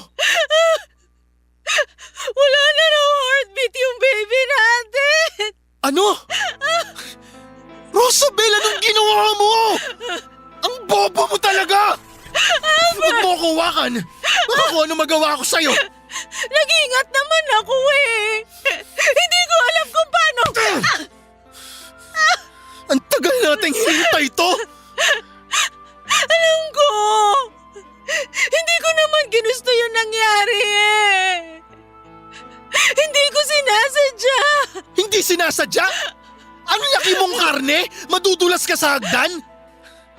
Sa lahat naman ng pwedeng mangyari sa'yo, yun pa talagang ikamamatay ng anak natin yung ginawa mo? Hindi ko ginusto yung nangyari! Walang ina ang gugustuhin makunan, Albert! Bakit kasi hindi ka nag-iingat? Ang tagal kong ipinanalangin na magkaroon tayo ng anak, Rosabel! Tapos ganito lang yung mangyayari! Ako rin! Gusto ko na rin magkaroon ng anak! Matagal ko nang dalangin yun! Kung alam mo lang kung gaano ko gusto mabigyan ka ng anak para lang mapanatiling maayos yung relasyon natin! Pero anong ginawa mo? Nasa kamay na natin yung bagay na hinihiling natin! Abot kamay na natin eh! Tapos sinayang mo lang? Naiintindihan mo ba kung gaano kalala yung ginawa mo? Oo na! Kasalanan ko na! Ako na yung pumatay sa anak natin! Ako na yung pabayang ina! Totoo naman eh! Wala sana tayo dito ngayon kung di dahil sa kapabayaan mo! Ano ba bang gusto mo gawin ko? Ano bang kailangan kong gawin para mawala yung galit mo? Sa tingin mo mawawala pa tong galit kong to? Akala mo mawawala to ng basta-basta lang? Hindi na to mawawala, Rosabel! Sinasabi mo bang kamumuhiya mo na ako habang buhay dahil sa nangyari? Mahirap patawarin yung ginawa mo. Pasensya ka na pero hindi to basta pagkakamali lang na madaling makalimutan. Ano ang mangyayari sa atin ngayon? Babalik na naman tayo sa dati? Hindi mo na uli ako kakausapin? Ipe-pressure muli ako na mabuntis? Hindi mo ko talaga makuha no? Rosabel, marami na akong sinakripisyo. Marami na akong ginawa para lang mabigyan tayo ng anak. Yung mga sakripisyong yon, sinayang mo. Tapos tinatanong mo ako kung babalik tayo sa dati? Anong gusto mo? Suyuin kita? Kantahan kita, haranahin kita? Matapos mong patayin yung anak natin? Ikaw lang ba yung nagsakripisyo? Palibasa sa'yo, yung sarili mo lang yung lagi mo nakikita. Paano naman ako? Hindi mo alam yung mga pinagdadaanan ko dahil sa'yo? Hindi lang ikaw yung nawalan ng anak! Wala kang karapatang magalit sa akin ngayon ha. Dahil ikaw ang rason kung bakit nandito tayo ngayon sa sitwasyon na to. Wala sa akin ang sisi. Dahil alam kong ginawa ko lahat ng makakaya ko para lang magkaanak tayo. Asawa mo ko, Albert! Bakit naman ganyan ka makapagsalita sa akin? Asawa ba talaga kita? Asawa na hindi ako mabigyan ng anak? Asawa na hindi kayang alagaan yung pinakamahalagang bagay sa buhay natin ngayon? Kung hindi mo kayang tanggapin yung sorry ko, patayin mo na lang ako!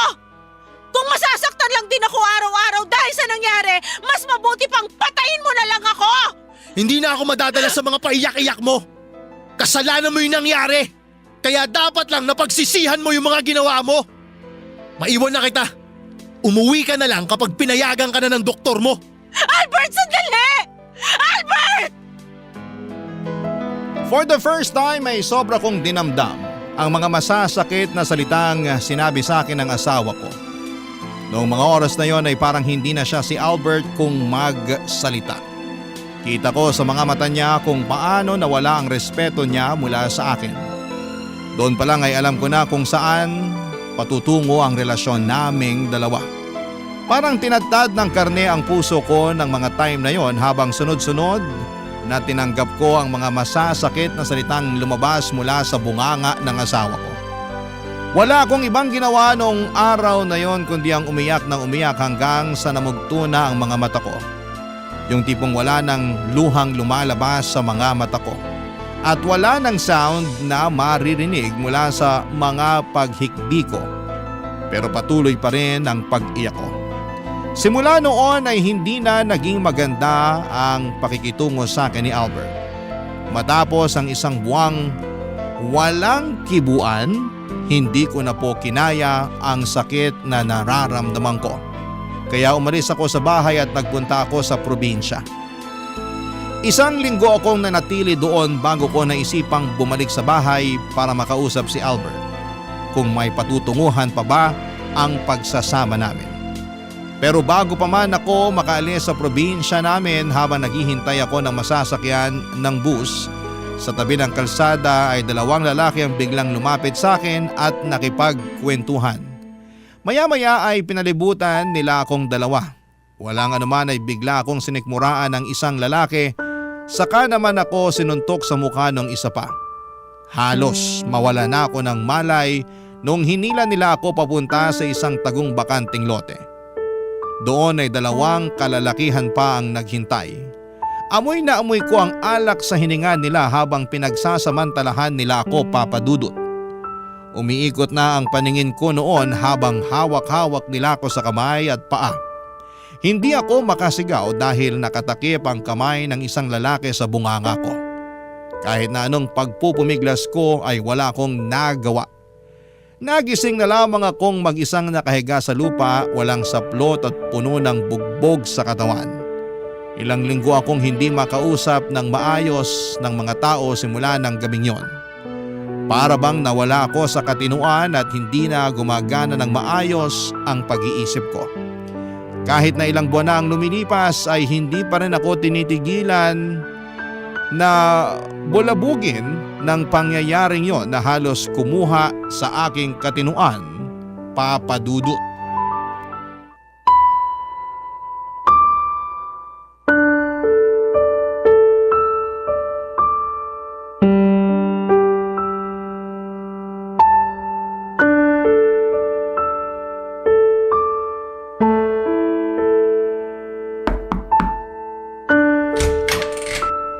Rosabel, lalabas ako ng bahay. May gusto ko bang ipabili? Wala. Baka gusto mong sumama sa akin mag-grocery. Ilang buwan ka na rin hindi lumalabas ng bahay. Antay na lang kita rito. Natatakot ka pa rin ba dahil sa nangyari? Wala ka nang dapat ikatakot. Nahuli na yung mga gumawa nun sa'yo, di ba? Sa tulong ng CCTV, nalaman nila yung mukha ng dalawang lalaking dumakip sa'yo. Kaya natuntun din yung iba pa nilang kasama. Magkakasama na sila sa kulungan ngayon. Makulong man sila o hindi, hindi na magbabago pa yung nangyari. Habang buhay ko nang papasanin to hanggang sa mamatay ako. Alam kong mahirap yung pinagdadaanan mo. Pero kailangan na nating mag-move on. Patuloy pa rin namang umiikot yung mundo sa kabila na nangyari.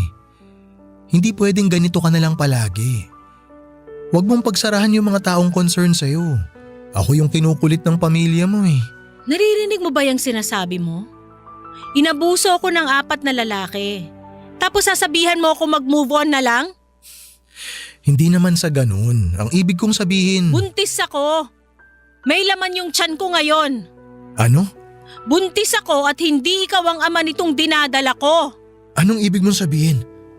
Nabuntis ka ng isa sa mga lalaking yon? Sino pa ba makakabuntis sa akin kundi sila lang naman, di ba? Hindi nga tayo nag-uusap bago yun nangyari Kung hindi pa ako pinagsamantalahan, di ka magkaka-concern sa akin. Sigurado ka ba?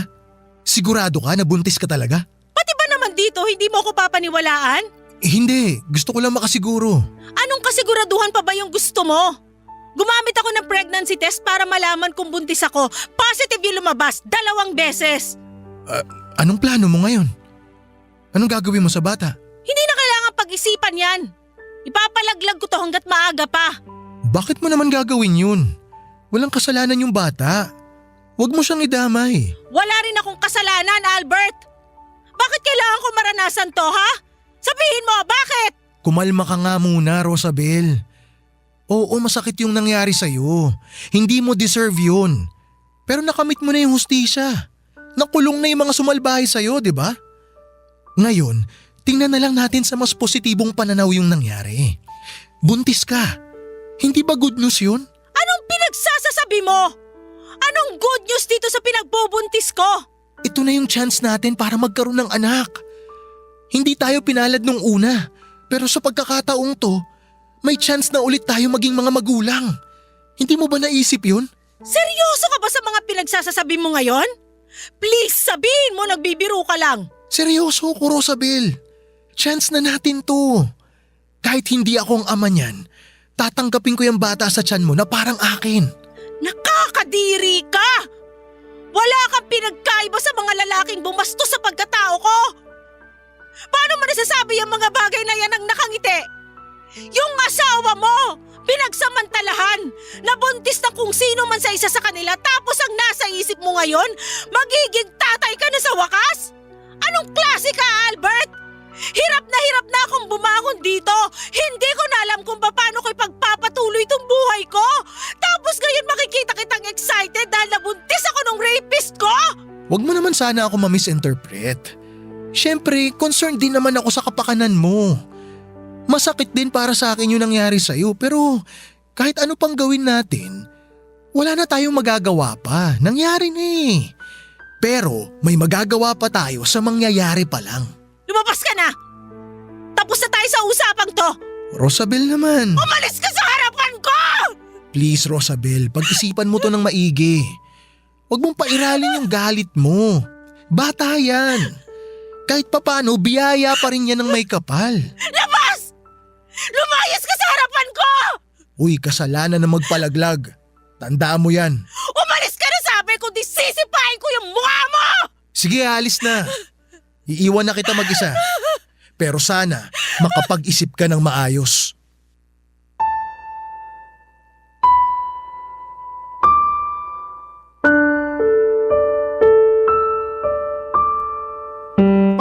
Papadudot, hindi ko pinalaglag ang bata sa sinapupunan ko.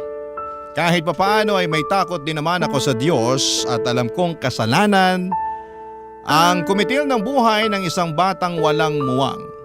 Ipinanganak ko ito pero hindi ko siya itinuring na anak dahil hindi ko po yun ginusto. Ang ginawa ko ay pinaampon ko ang bata sa mga taong alam kong maalagaan siya ng maayos. Dahil kung ako ang tatanungin ninyo ay hindi ko kayang magpakaina sa batang niluwal ko dahil pinapaalala lamang niya sa akin ang masamang pangyayaring sumira sa pagkatao ko. Hanggang ngayon, dala-dala ko pa rin ang trauma ng mga nangyari sa akin. Para po itong balat na nakapaskil sa utak ko at kahit na anong gawin ko ay hindi ko na ito makakalimutan pa, Papadudot. Simula noong nangyari yon ay nagkaroon ako ng takot sa mga lalaking hindi ko kilala. Tuwing nakakakita ako ng mga taong nagiinuman ay bumibilis ang tibok ng puso ko. Nakakalungkot dahil kung sino pa yung taong nangakong aalagaan ako anuman ang mangyari ay wala na siya sa tabi ko dahil mas pinili nito na ang makasarili niyang interes kesa sa akin. Ni hindi man lang siya gumawa ng paraan para balikan ko siya, Papadudot. Hinayaan lang niyang umalis ako at lumayo sa piling niya. Pero kahit na ganoon ay wala akong pinagsisisihan sa mga ginawa kong desisyon. Hanggang ngayon ay pinaninindigan ko ang ginawa kong pakikipaghiwalay kay Albert. Dahil kung anak lang talaga ang habol niya sa akin, siguro hindi talaga kami para sa isa't isa. Sa ngayon ay nananatili akong mag-isa sa buhay at may takot pa ring nagkukubli sa puso ko. Hindi ko alam kung paano ko ibabalik ang dating ako pero sinusubukan ko pa rin po itong hanapin kahit na alam kong never na akong makababalik pa sa dati. Hiling ko po na sana'y balang araw ay maibalik ko rin ang tiwala ko sa mga tao pero sa ngayon, Papadudot, ay patuloy pa rin po ako sa pagbuo ng sarili ko. Dito na po nagtatapos ang istorya ko. Hanggang sa muli, Papadudot, ang iyong forever kapuso at kabarangay, Rosabel. Anong say mo sa Barangay Love Stories na ito? Pagkwentuhan natin sa comment section yan.